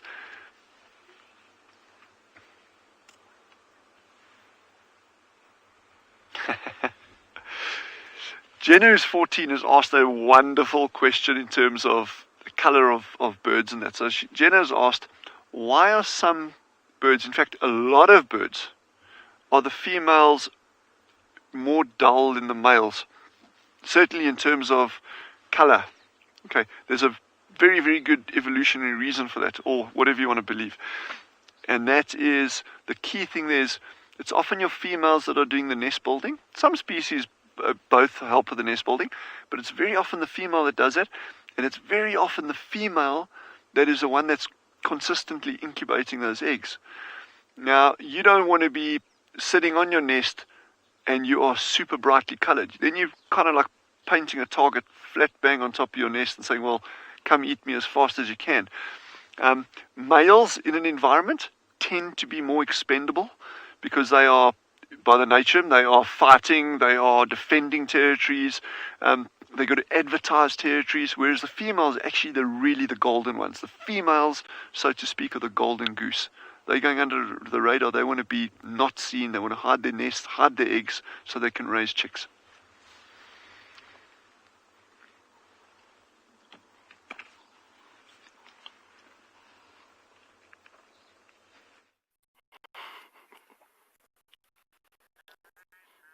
Don't chat coming around. I know, I think I drove through I definitely drove through hyena dung. I'm pretty sure, or feces, sorry. That's what I've done. But look how naughty this little one is. Sorry if I'm leaning forward. Don't touch the car. No. No. You're not allowed to. No. Naughty. Don't. I'm very sorry. Just had the most incredible sighting of 2 dwarf mongoose fighting so violently. I've never ever witnessed that before. And believe it or not, this is the exact same location that Davy and I saw mongoose yesterday. Or was it this morning? One of the two. I think that's a fighting pair. I've never seen mongoose fight before. Okay. I think we're going to have to risk turning the old engine on. Okay. The engine that never wants to start. They were standing up on their hind legs, boxing.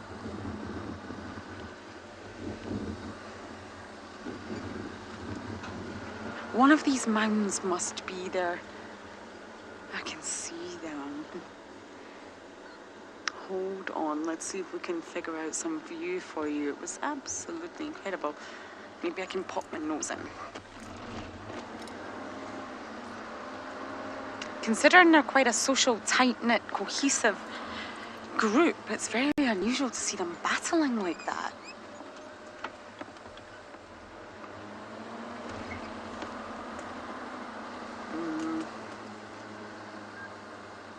I mean, I hope it's not this termite mound. This is the least impressive termite mounds of all termite mounds. So I hope that's not in their network.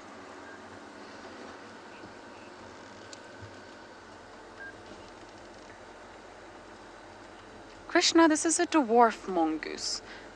The smallest carnivore in the lowveld and the most common mongoose we see out here. We get the slender, we get the Myers. I've seen the banded here once. But this is the most common that we actually get in this area. I'm sorry, I may have completely lost our mongoose. The grass is really, really long here. It was just so incredible to see them fighting like that. Okay, I can't off-road for a dwarf mongoose. So we will go back into the road before I get in trouble. But they must be using a mound here. They have a network of mounds that they use, so it's quite rare to see them in the same place day after day as they move, because they've got to keep the scent on each mound fresh. So they sort of have a rotation of mounds, which I think is very sweet. Johnny, I have no idea what they're fighting over. I've never seen this before.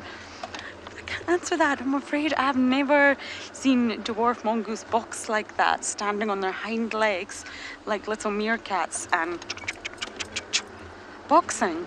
Never seen it. So I do not know what they're fighting over, but I highly doubt it would be the termite mound. So going to go on a short sunset bumble, see what else we can see.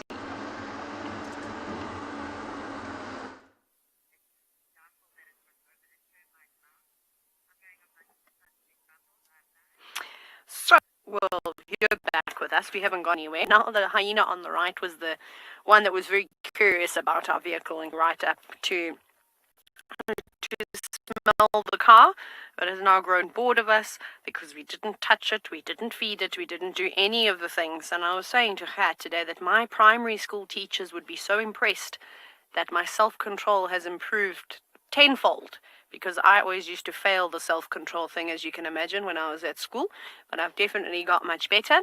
And it's really tough. I can promise you right now, it crosses every guide's mind. If I just reach out and just touch that hyena, if I just reach out and just touch that elephant as it walks past, is it going to know? What will it do? And of course we don't do these kinds of things because I'm pretty sure that hyena will take my fingers off. So, and well, you can imagine an elephant could do a lot worse to you. So even though it is very, very tempting, it is so important when you're on a safari to not cross those boundaries and to not let the animals touch the car, nor let anybody on your vehicle touch the animals. I suppose it goes hand in hand. But we've got two different hyena or age categories of hyenas. The one on the right was fairly large and quite tall. The one on the left doesn't look as big, but I could be mistaken. It would be interesting to see when they stand up, but I think there's a few months difference. Look at the face on the left. That is so pretty. I love it when the bit of the white of their eye starts to show and they get that real puppy dog sort of look. But that one on the left looks like one of the younger cubs that we spent quite a bit of time with yesterday afternoon. And the other one, like I said, when I was right here by the car, was fairly tall and probably 6 or 7, maybe even 7 months old. A little bit on the bigger side. Sorry about that. That is just Rebecca, the director, just calling us back. I don't think we're in a particularly good, stable signal area. But we'll continue to hang around the hyenas and see if anybody else joins the party. Or go to have a beautiful... We've got a gorgeous picture here now of the sun going down, and I'm going to be quiet and absorb the peace.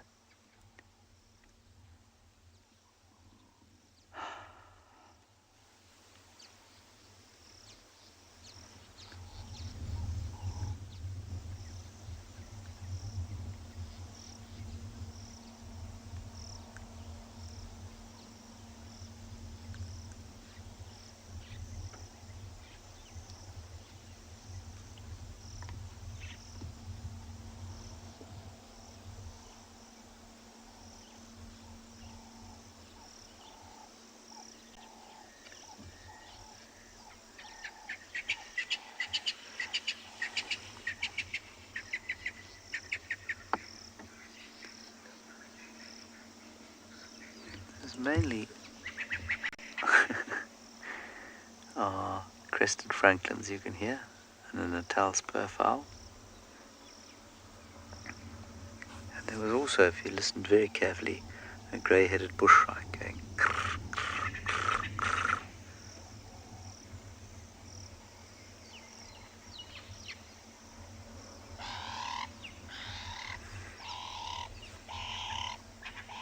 Lovely dove sounds.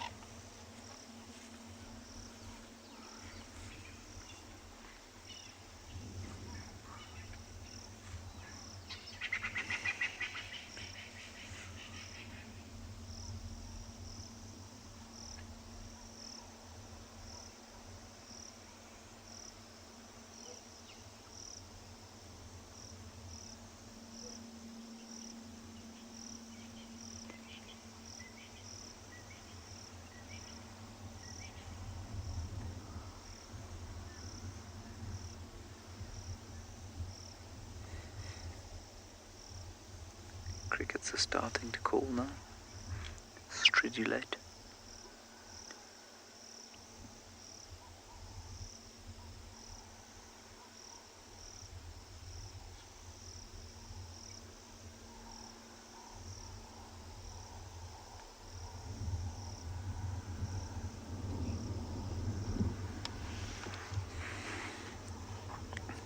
Thank you, Jackal. Yes, it is a beautiful sunset. We get quite a lot of them here. We're very, very, very privileged.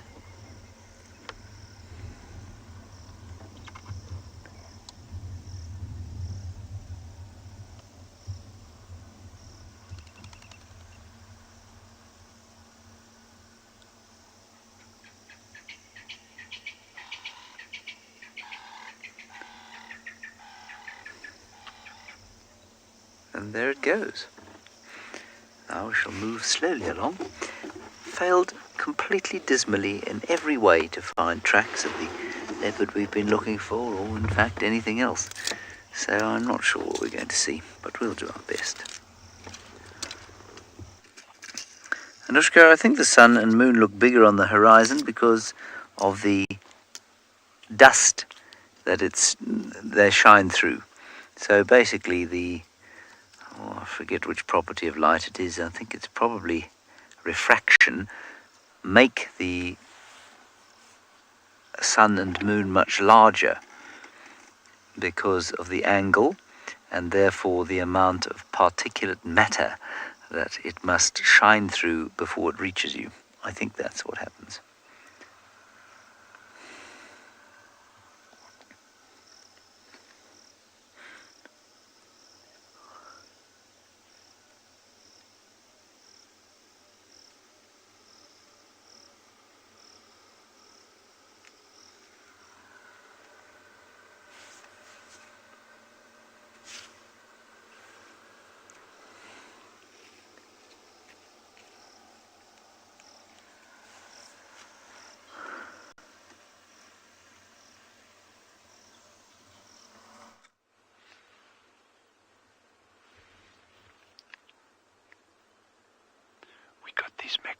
magnificent sable bulls. Absolutely magnificent sable bulls that have just walked down to come drink. We've got the one at the water itself, and there's another one approaching from the right. We'll focus on the one at the water first. I want you to look at those horns. These horns, when they drink, almost touch their back. These are incredibly beautiful animals. Absolutely incredibly beautiful. Look at that one at the water. My goodness. What a sighting. I knew it would pay off just sitting here. This is what it takes. You just got to bide your time. Oh my goodness. Look at that. Wow, wow, wow. Just out of interest, the one on the left, the curl on the horns is so tight, it is actually physically touching its back while it's drinking. This one's horns are not curled over as tight, but look at this one. Look at that one there. See how those horns actually touch its back? That is fantastic. What an animal.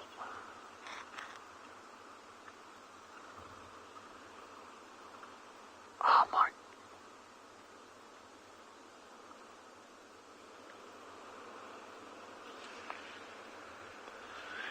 Dylan, who is 10. I like your name, by the way. Dylan, who is 10, has asked, how big can these sable antlers get, or these horns? We call them horns. They can get to over 50 inches. Both of these bulls, this one on the right, you're probably looking at about 41, 42 maybe. The one on the left is probably 41, 42 as well. But wow, these are beautiful animals, eh? I just love that shape. And you would think, how do they defend themselves if their horns are facing backwards? But when they're fighting, okay, if they're defending themselves against a predator, they will actually go down on their knees. They go right down on their knees, and then they put their head forward. They put their head right down, so those horns come forward, those points face forward, and they actually use them like scythes.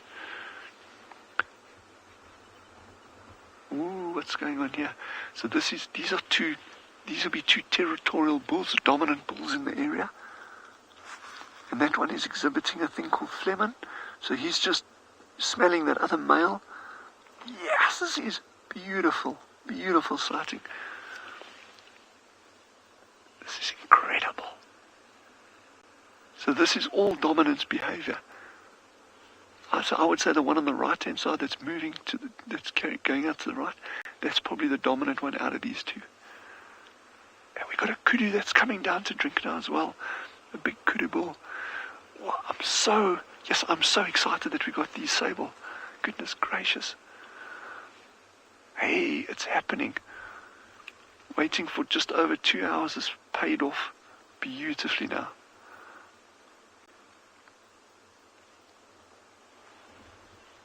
So the wind is perfectly in our favor. It's blowing from the left-hand side to the right-hand side. So these animals can't smell us at all. I'm talking really, really softly. Wow, look at that. Look at that.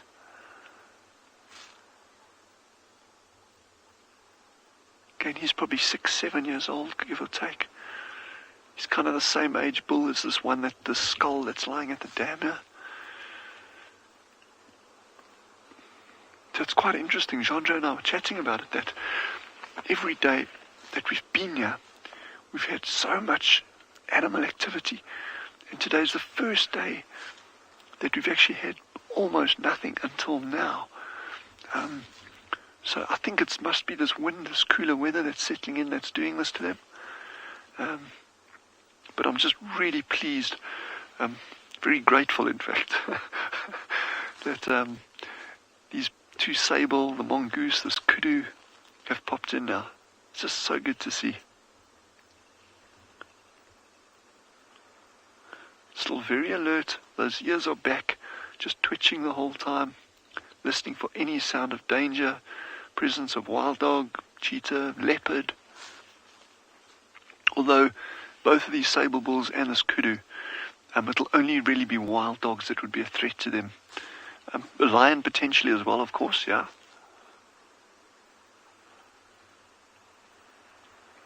But in these very open areas, it'll be quite difficult for lions to actually catch them. But the moment they move further out into more cover, that becomes a different story.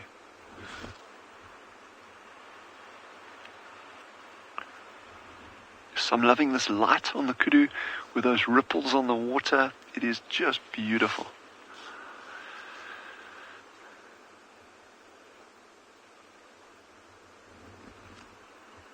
He's very alert, eh? That kudu is very, very alert. And the fact that he came trotting down to the water from the direction that he started staring in now. So it could be that there's other kudu bulls in that direction that are moving this way. I doubt very much whether he would just be alert and staring there if it was a predator that was approaching. But I could be wrong, Jish. It could be a brown hyena, there could be cheetah coming down here, things that wouldn't necessarily be a threat to him, but that would draw his attention.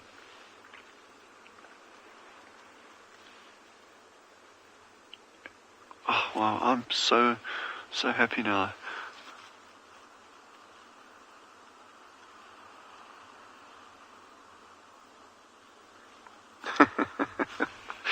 Origami has asked the question, and I like the question very much. It's like, how often do kudu have to go and get their horns recurled?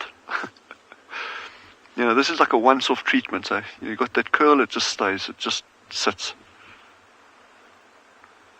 And just out of interest, I have an origami kudu on my desk in my office. Maybe I'll actually bring him out tomorrow. Yeah. Rebecca, one of our directors, has just said it's like a 1980s perm. I have no idea what perm she has, but it's time to change. Yes, that is a beautiful bull. Oh, there's a giraffe. That's what he was watching. He was watching the giraffe coming in. So you see, again, we didn't know that there's an animal there. We didn't know that the sable are going to spar. Sorry, I'm jumping around you, but it's just getting so exciting. I'm getting so excited here. The sable made a feint. The one made a feint at the other one. Watch this. And remember I was telling you about the dominance thing? Look. Ooh. Look. Oh, nice. So this could all build up to a more serious fight. Typically animals really try to avoid physical clashes, because remember, listen, look at that. Every time they actually fight seriously, they risk injury, and if you're injured in these environments, you're compromised, and a compromised animal there's every chance of it dying. You're being caught by a predator or getting infection or something. So most displays are really that. They kind of shows of strength, even the pushing, the initial sparring, and it very rarely escalates into a full-blown serious fight.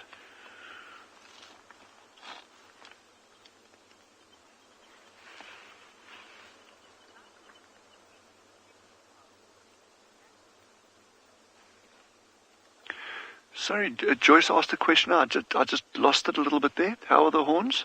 To protect themselves with their curls backwards. Oh, yes. Okay, so Joyce has asked the question is, how are the horns used to protect themselves? If they curl, yeah.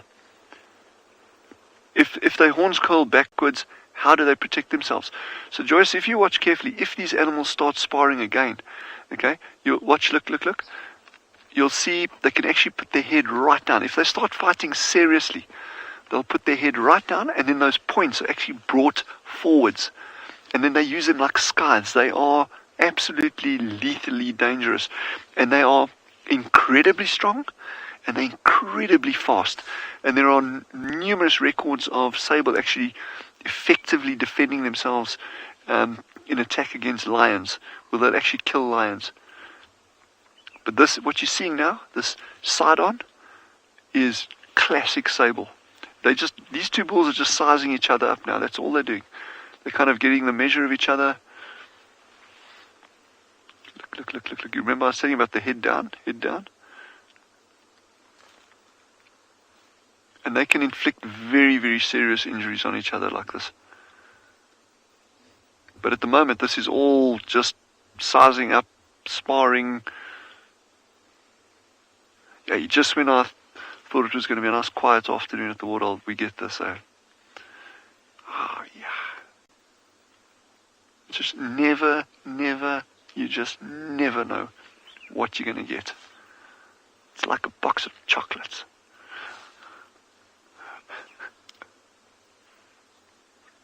Unless you're buying Lindt, then you know what you're going to get.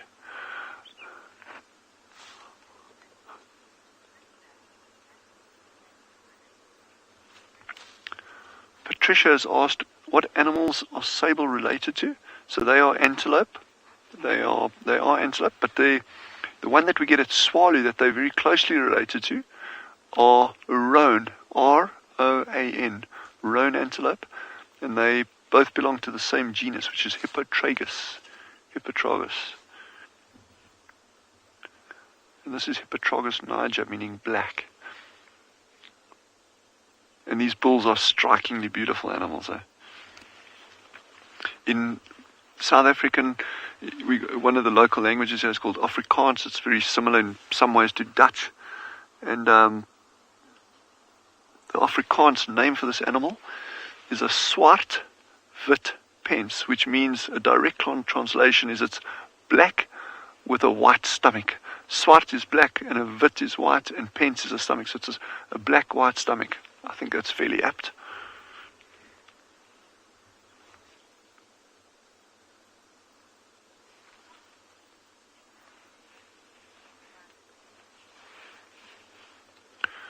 Gemma has commented that they both look to be in prime condition. I totally agree. The one closest to us is actually an older bull, and he's in slightly, when I say worse condition, I don't mean it in any sense that he's in poor condition, but his condition is not as good as the bull on the left. So the one on the left is actually a slightly younger bull, but they are both beautiful animals. Yo. Ah, wow.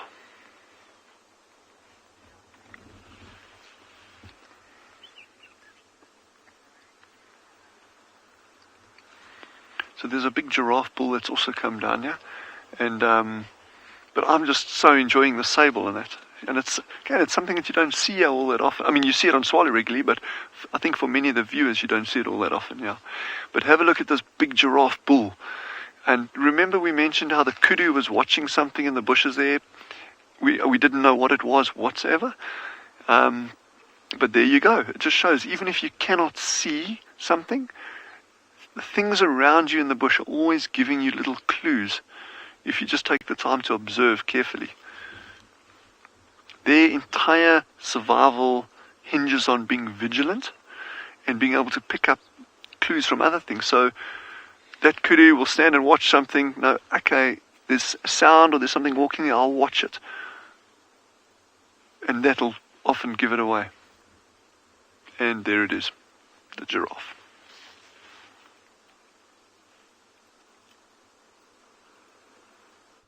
WildEarth relies on support from viewers like you to carry on broadcasting our daily live shows. A small donation goes a long way in helping us on our mission to connect the world with nature. Please visit our support page to see how you can help and become part of the WildEarth family. Patience does pay off. That's the one thing that nature will teach you. And it's a lesson that I definitely learned. British people don't tend to be that patient. But with nature, there's no choice. And it always pays off eventually, just like Corky's little cup this morning. Oh, I still keep thinking about it. I am planning on heading back. I just want to do a wider loop because I'm so focused on the hyena den at the minute. There's sort of the rest of the reserve to check as well. So I've done a giant loop and we are going to head back just in time for the end of the drive to see if Corky's made an appearance. So of course we do have a poll on Twitter. So please vote for the cubs' names. Not Corky's one. I'm afraid we've given you a choice of 4 names, and you can vote. Vote for 2, and these names will then be selected after 24 hours and be given to Ribbon's little ones, and I'm very much looking forward to them having proper names. We unofficially called them Bow and Tie, but that was just cute little nicknames. That, of course, is not what they're called. We just needed to try and differentiate them, because I at one point thought one could have been a girl, but I think we've definitely settled on the fact that they're now both boys, and they're the calmest hyena cubs I have ever seen.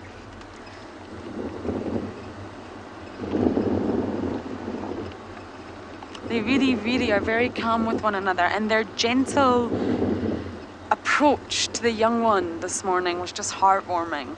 They seem to know that they can tear chunks out of one another, but when it actually comes to this small little one that belongs to Corky, they're very gentle with it. Now, if Corky is nocturnally suckling, which she has to be, I just wonder if this is a good time to check the den. And I know many of you are thinking that Ribbon is keeping Corky at bay, but I really don't think so. The night that we first discovered this little cub, I got called by a very dear friend of mine to say, we have a surprise, please come to the hyena den.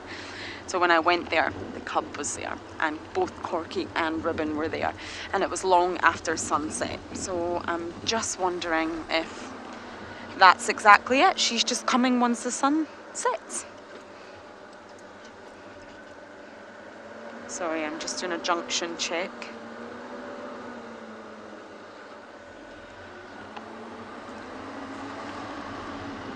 It's driving both James and I bananas, the leopard situation. We know our leopards very well here, as most of you know. And things have changed, things have shifted, so it's back to the drawing board to figure out where they all are, what routes they're taking, what paths they're taking. And it's normal and it's natural for things in an environment to shift, especially between seasons. But yes, it's driving both James and I bananas.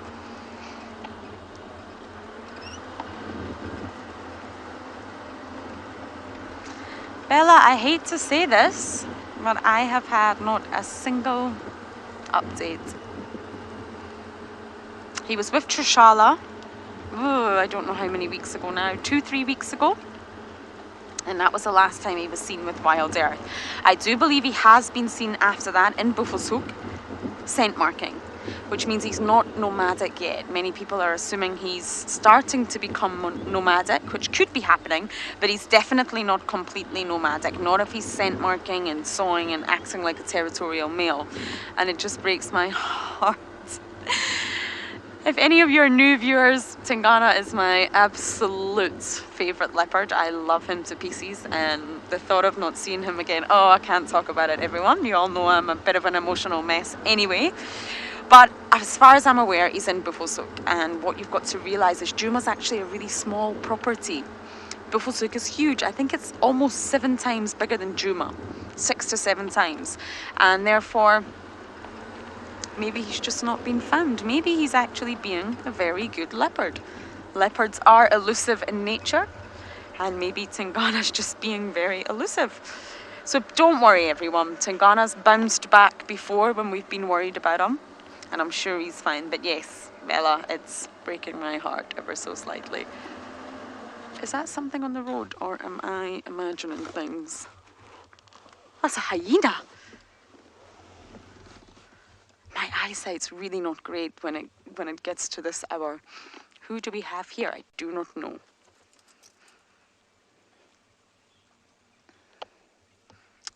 Oh, 2 hyenas. This is fantastic.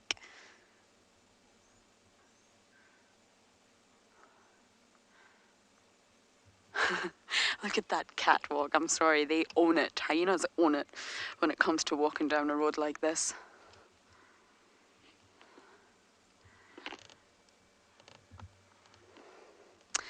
Niels, I actually think I'm just going to reverse a little bit because I am blocking the road and I don't want to. We should never block animals' paths. No, hyena, don't go. I'm giving the road to you.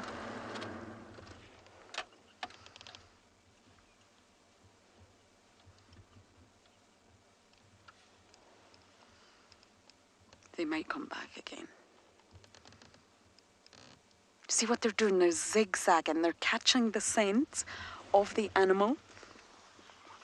And they're trying to get their nostrils filled with anything that they can follow up on. Okay, that one's walked off. There's just one just about to approach on the road now. I wonder if we can get an ID.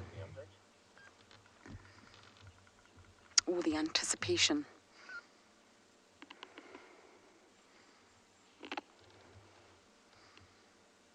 It's coming, I promise. Oh no, it's taking the same path as the other one. It's right behind the vehicle. Okay, let me turn around. Anticipation is key when working in wildlife, but let's not forget, we don't always get it right. Okay, I can see them slinking off. I'm going to try and keep up with this pair, find out who they are. Hopefully, they might lead us back to the den.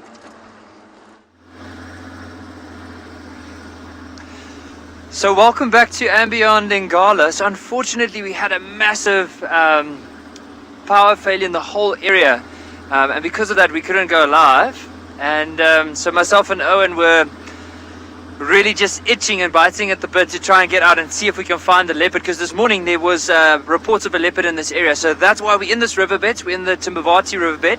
We're going to drive all the way in the direction where the sun is setting, so in a westerly direction, and hopefully there's some signs of a leopard near the banks. So it's one of the young males that I think you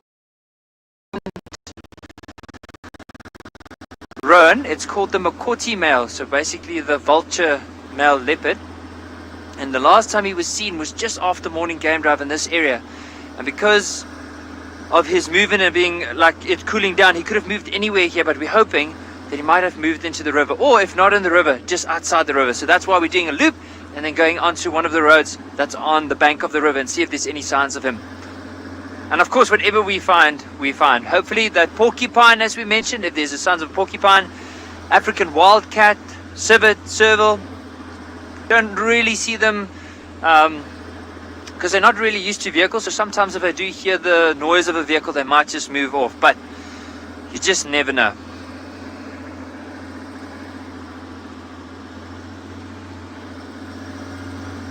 But it has been a beautiful afternoon. I mean, the sunset this evening was incredible. So we were in the riverbed, and basically there was quite a few big trees on the bank, and we can just see the sun setting behind that.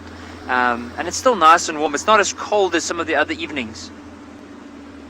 Just want to quickly have a look and make sure I don't miss this leopard as we're driving past.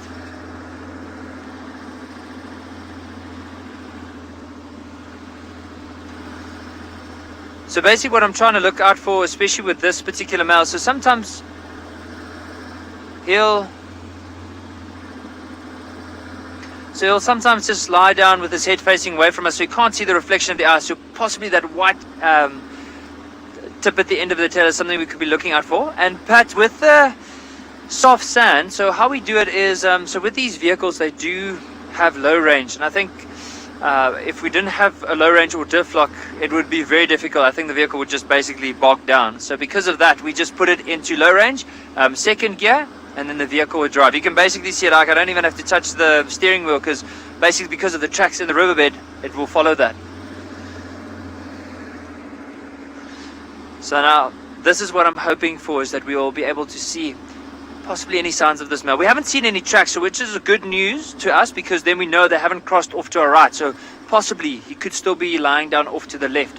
We'll also check some of these bigger trees. You never know, maybe as it started cooling down, opportunistic, maybe caught something, dragged it up in the tree so the hyenas can't get it. So we'll carefully scan these bigger trees as we go past them.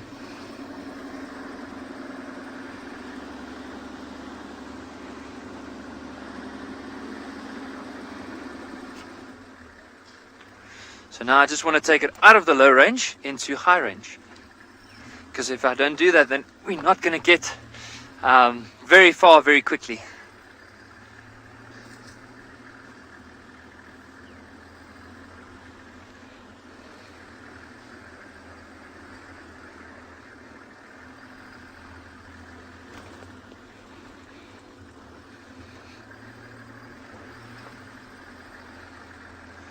I think while we are going to go possibly look for, or looking for this leopard, as well as possibly seeing if there's any hyena that might be in the area because of the leopard. We're going to send you back to someone that has hyena. Back to Lauren.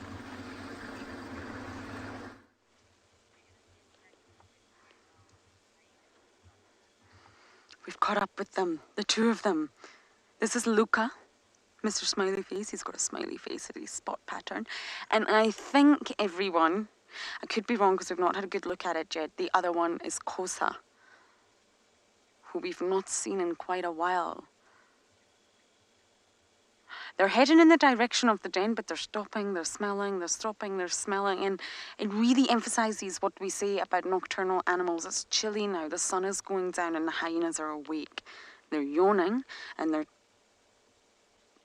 Oh, please don't tell me you just went to sleep, Luca. You've just embarrassed me. Okay, we're going to go forward, Niels.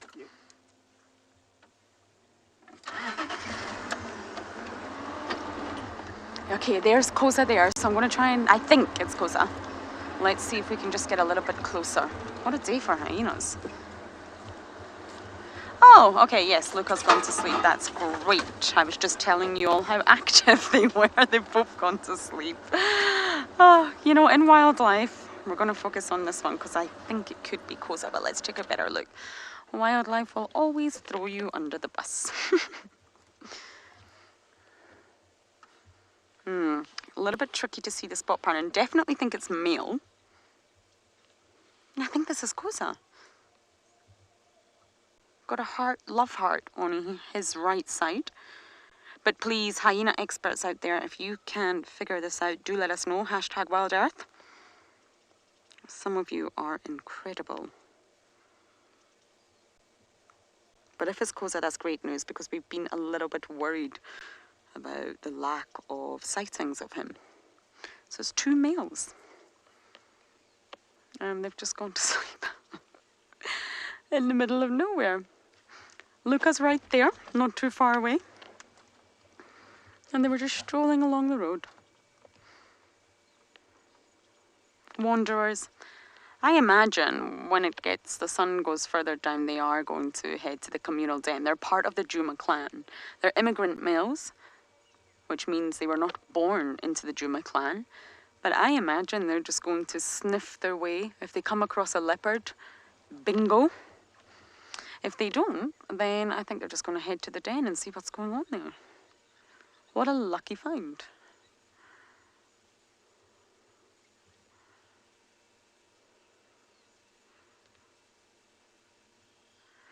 Now I don't know what to do. I've got 20 minutes. I probably could make it back to the den just to see what's happening. It would be really great to show you all Swazi without his horrible metallic necklace.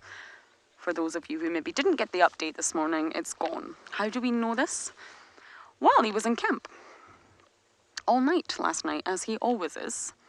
I think BK had to shoo him away many times, and he's not got the metal around his neck anymore. I don't believe it was a snare. I think it's just been some wire from something, maybe a fence. And he's just got it stuck in his neck somehow.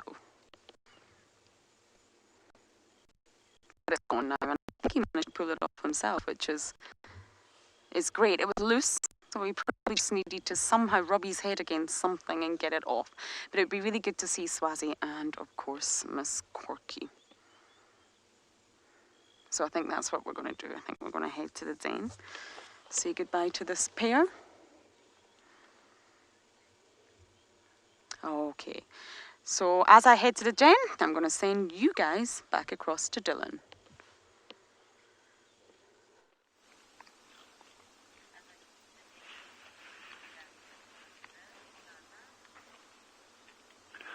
So we're just absolutely loving our time in this little hole in the ground with our branches around us here.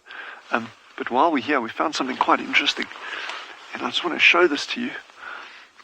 And I know we've had a look at these things a little bit before. Is that close enough, Chandra? Is that good? We've had a look at them before at the same dam, in fact. But just lying in front of the blind, there's this magnificent stone flake. And my fingers have recovered, by the way, after my glass incident. No sympathy required, or I'm sure there wasn't any, but anyway. But this is a beautiful example of a stone flake, probably late Stone Age, so you range probably 40,000 years to the present. But just how beautifully made that is. Off there, the point is a bit broken, but it's actually got, very difficult to see, but it's actually got secondary touch-ups all along the edge over here, which would have given it a really sharp, serrated edge. But yeah, this one's quite worn now, and when you see a chip like that, that's probably a new one, and that's actually quite interesting because one of the challenges when you're looking at or for artifacts in some areas, you actually got what we call pedifacts, and that means things that are created or flakes that are created from feet, probably animals' feet.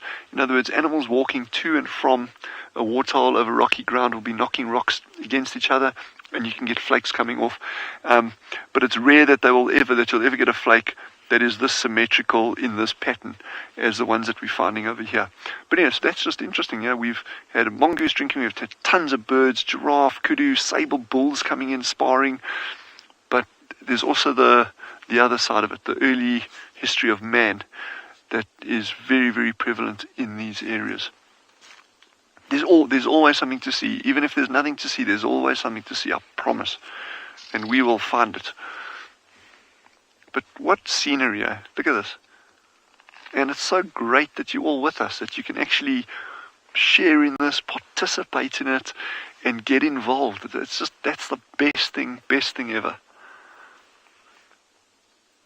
And wherever you are in the world, eh? Doesn't matter where you are. I mean, you could be, anywhere. Sitting in Frankfurt, sitting in London, wherever you are. It's just great if you're able to see these kind of things with us, share it. I'm actually hoping, we've still got 15 minutes or so. I don't even know how much time we've got left, but thereabouts. This is a brilliant time of day for brown hyena. This is slap bang in the core territory of a leopard female that's super relaxed.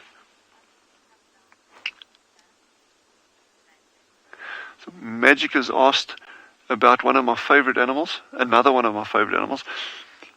They've asked, are there any crocodiles in this water? Unfortunately not. This water, the Kalahari, has actually got no permanent bodies of water, naturally occurring permanent bodies of water. So what we're seeing at this dam now is just the remnants of the rainy season. In another 3 months, not even, probably another 2.5 months, this is going to be a tiny, tiny, tiny little puddle, and will be decidedly not good for crocodiles. In fact, with some of our colleagues, you may have seen a little, like a water tortoise. Some people call them turtles. We call them terrapins. It's these, some people would know them as a turtle, I guess. But they live in these fresh bodies of water. We don't even have those here. And they're very tolerant of small, muddy bodies of water, but we don't even have those here. So, yeah, crocodiles unfortunately aren't on the cards. We have, speaking of things living in the water, we've actually had pythons. Some people call them Natal pythons, or you're actually known as Natal pythons now, I think, but African rock pythons. We've actually had them hiding in these dams before, because they'll actually submerge the entire body under the water, just with the nose sticking out. And things like these little lapwings that have been coming down here, the yellow mongoose that we've seen. If you get hares, there may even be hares close to us here now. Sorry, I'm just laughing because I missed a hare completely. It was right in front of us. But they will catch things like that come down to drink at the water.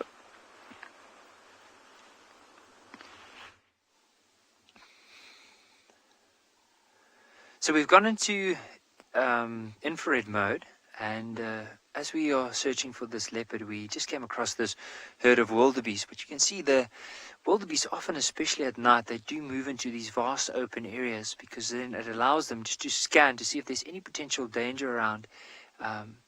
Just look at that one that's moving off to the left. It looks like a youngster that's trying to suckle from the mom. It's definitely suckling at the moment. So what they normally do, and you'll often find zebra and wildebeest are together. It's quite strange just to find the wildebeest, but I mean, it's not uncommon to find wildebeest all by themselves and not with zebra or any of the other species. But sometimes with a herd like this, you find this open area and you'll find impala, possibly the wildebeest and zebra, and they'll all gather in these open areas because it makes it a lot more difficult, especially for lions and if there's youngsters, leopard, to try and sneak up on them. You can always see, like, even though some are feeding, there's always one or two that just scans the area to make sure that everything is still nice and safe.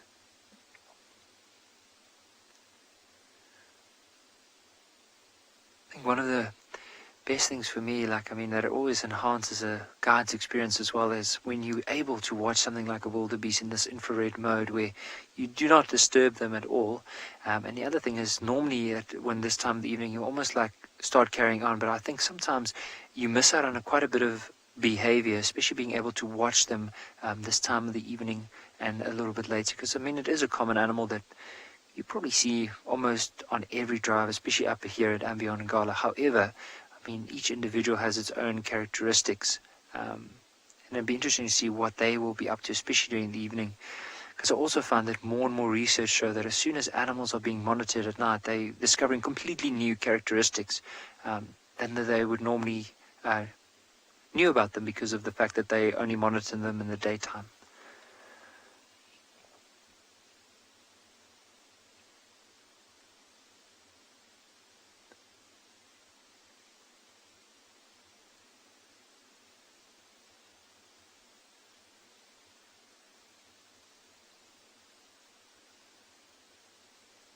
You can see that one has a little scratch just behind the back left leg, just giving it a scratch with those lower teeth, almost like a comb, just brushing through the hair. You can almost see, like, also look at the way that they've maneuvered themselves. You can see, like, in that open area, you'll find all the adults are basically on the outer edges and all the youngsters, like, towards the middle. Might even find that at some stage they could go and lie down. So I think with wildebeest, from my personal opinion, is they can see at night, but I don't think, as if you had to compare it against a lion or a leopard, not as well as them, because you'll sometimes see with wildebeest they tend to, if they are disturbed at night, they don't move too far away from their particular area. But I would say in the daytime, probably they have very good eyes. They very similar to a person. If you can see a spot of wildebeest, of course, being in the open, and the wildebeest in the open, it will be able to spot you. But in terms of nighttime, I think not as well as during the day.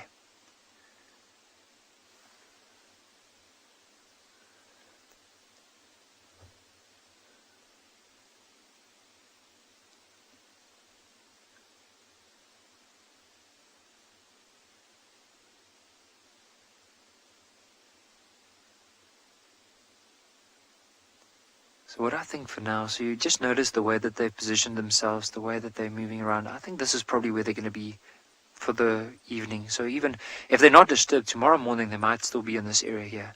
So I think for now, let's slowly carry on with our drive, see if there's any chances of possibly seeing that leopard we are looking out for. But of course, whatever else we could find along the way, we're definitely going to give it a go. But for now, let's slowly carry on.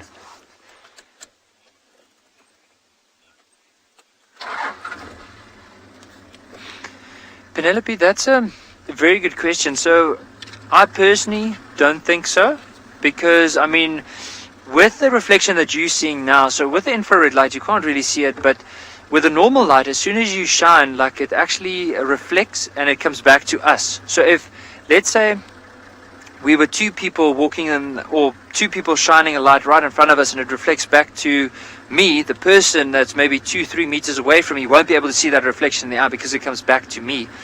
But it has to be, you have to put a sharp light on it in order for it to happen. But according to my knowledge, I don't think they'll be able to see the reflection in the eye. Like, I'll definitely going to go and see if I can read up a little bit more about it. But if any of our viewers have an idea, it'd be interesting to know. But I just personally think that they won't be able to see that reflection because there's no direct light that goes from their eyes and then would reflect and come back towards the predator.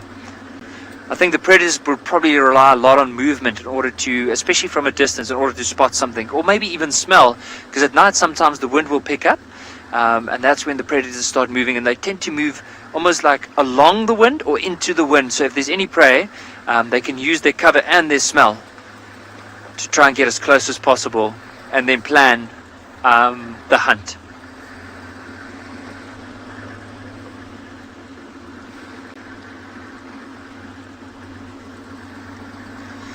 Also, what would be quite nice, I mean, we've been saying leopard, maybe this, but also like a fiery neck nightjar. So that bird, the call is probably one of my favorites. And there's always a chance, driving on the roads like this, they prefer these open spaces. Might be in the road, might be in a little open patch next to the road. And we'll also see the reflection of the eye. So their eyes, whenever they reflect, I mean, if I look at a wildebeest, the reflection is sometimes like a bluish, greenish color. But with a nightjar, it's like a red color. And so if we do see a red color, we'll definitely stop and see if we can get the nightjar, especially close to the ground.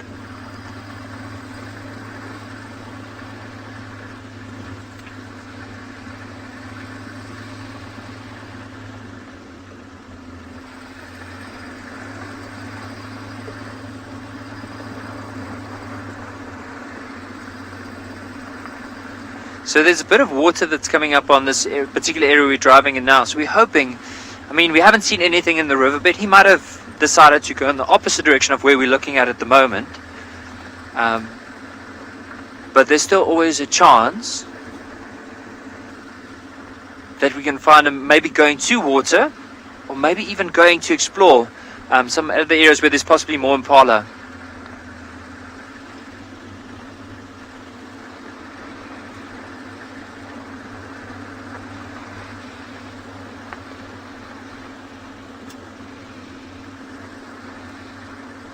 Oh, hyena on the road.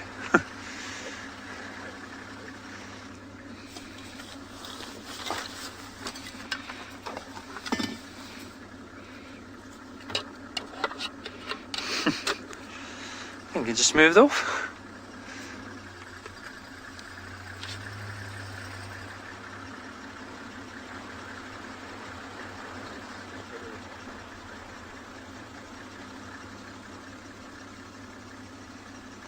I think that hyena might have just moved off. Sorry, all the excitement, and it ran into quite a thick part of the bush right next to us. But I think while we're carrying on, hopefully see if there's more hyena and possibly that leopard. Let's send you across to Tswalu Kalahari.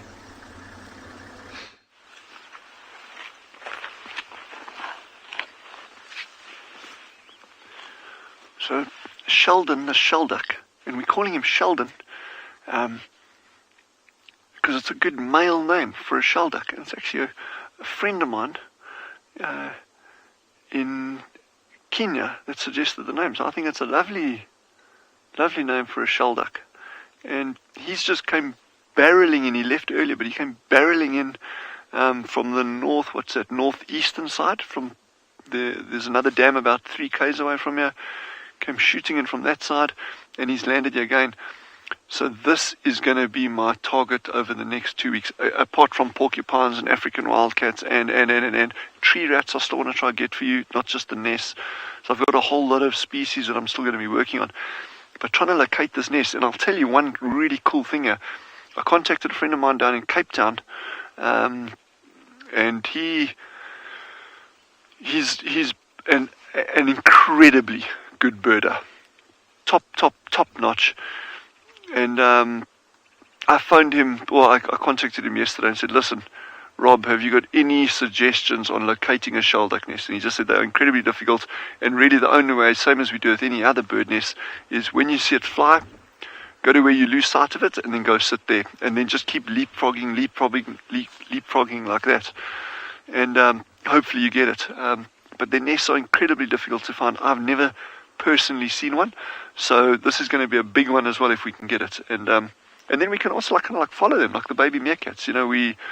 If we get them, if we know where the nest is, and once they hatch and they come down to the dam, because these nests can be far away. They don't have to be close to the water. They can be over 1.5 kilometers, almost 2 kilometers away from the water.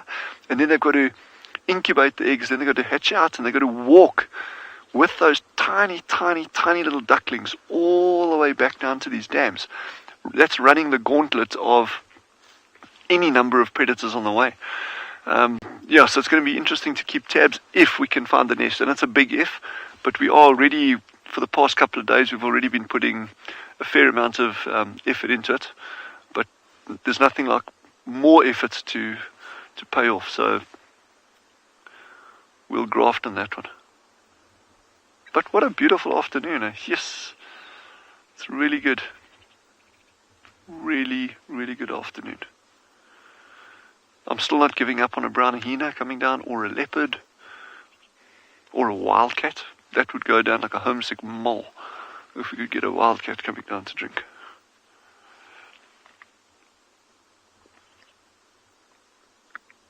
So I think he's actually going to go across.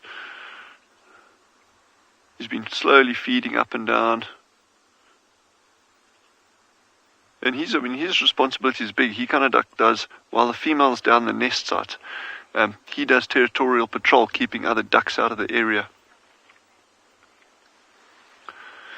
And Nishka has just asked, do the female shell ducks look the same as the males? They look very, very similar, the overall pattern in that, but they've got a snow white head. Well, varying degrees of white on the head, but normally snow white. And they're slightly larger. They're a little bit chunkier than the males. And it's actually the female that gets super, super, super aggressive during the breeding season. And the fact that beginning of last week, we actually saw them chasing off another pair, an intruding pair of shell ducks. They were up and down and up and down. And now she's gone off the radar completely. Just making the odd appearance back down at the dam from these reports that we've got. So she's definitely got a nest somewhere. It just really remains to try to figure out where that nest is. And I've even been on Google Earth, and I've done a basic map of the potential radius, potential sites around this area. And it's a big chunk of ground we're going to have to cover to find a hole that they're nesting in, because they nest underground. So they're normally using aardvark burrows, these larger burrows, but they have been recorded in porcupine burrows as well. But even of a little bit more concern, they've actually been recorded breeding down, what do you call these things? Spring air burrows. Now, spring air burrows are tiny, they're small. Your hand will cover the entrance of a spring air burrow, to give you some idea of that. And there are gazillions of spring hares out here. They only come out late at night, that's why we're not seeing them, but there are millions of spring hares out here. So to find every single, if it's nesting down a spring hare burrow, which I don't think it will, but if it was, then it would be almost an impossible task if it was just relying on covering ground to try to locate it. But I reckon an aardvark burrow at best. Okay, we got something else coming in here. Oh my goodness.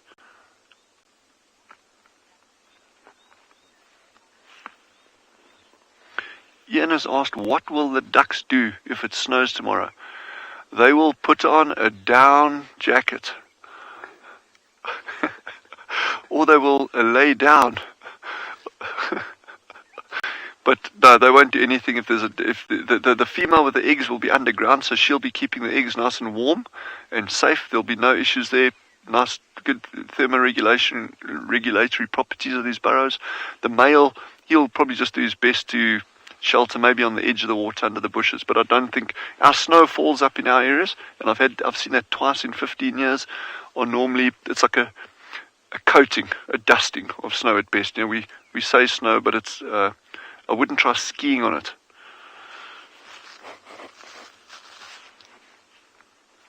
But that's going to be really exciting if we can find this duck. There's more wildebeest coming in. We can actually hear them somewhere behind us. But I'm so look what we've seen today. And it started off slowly, but we've had beautiful birding, the antelope coming in, the giraffe, the shell duck disappearing and coming back. The mongoose for me was probably one of the highlights. It's just like all been so good. And again, I don't want to like flog it, but you never know what to expect out here. And it's just spending the quality time, is really what pays off. And again, that's whether it's in your own garden or on a balcony if you've got a couple of pot plants. Just look carefully, you're going to see stuff. Anyway, have an amazing night's rest. It's wonderful having you with. Stay safe, stay warm, and we'll see you again tomorrow morning. Goodbye.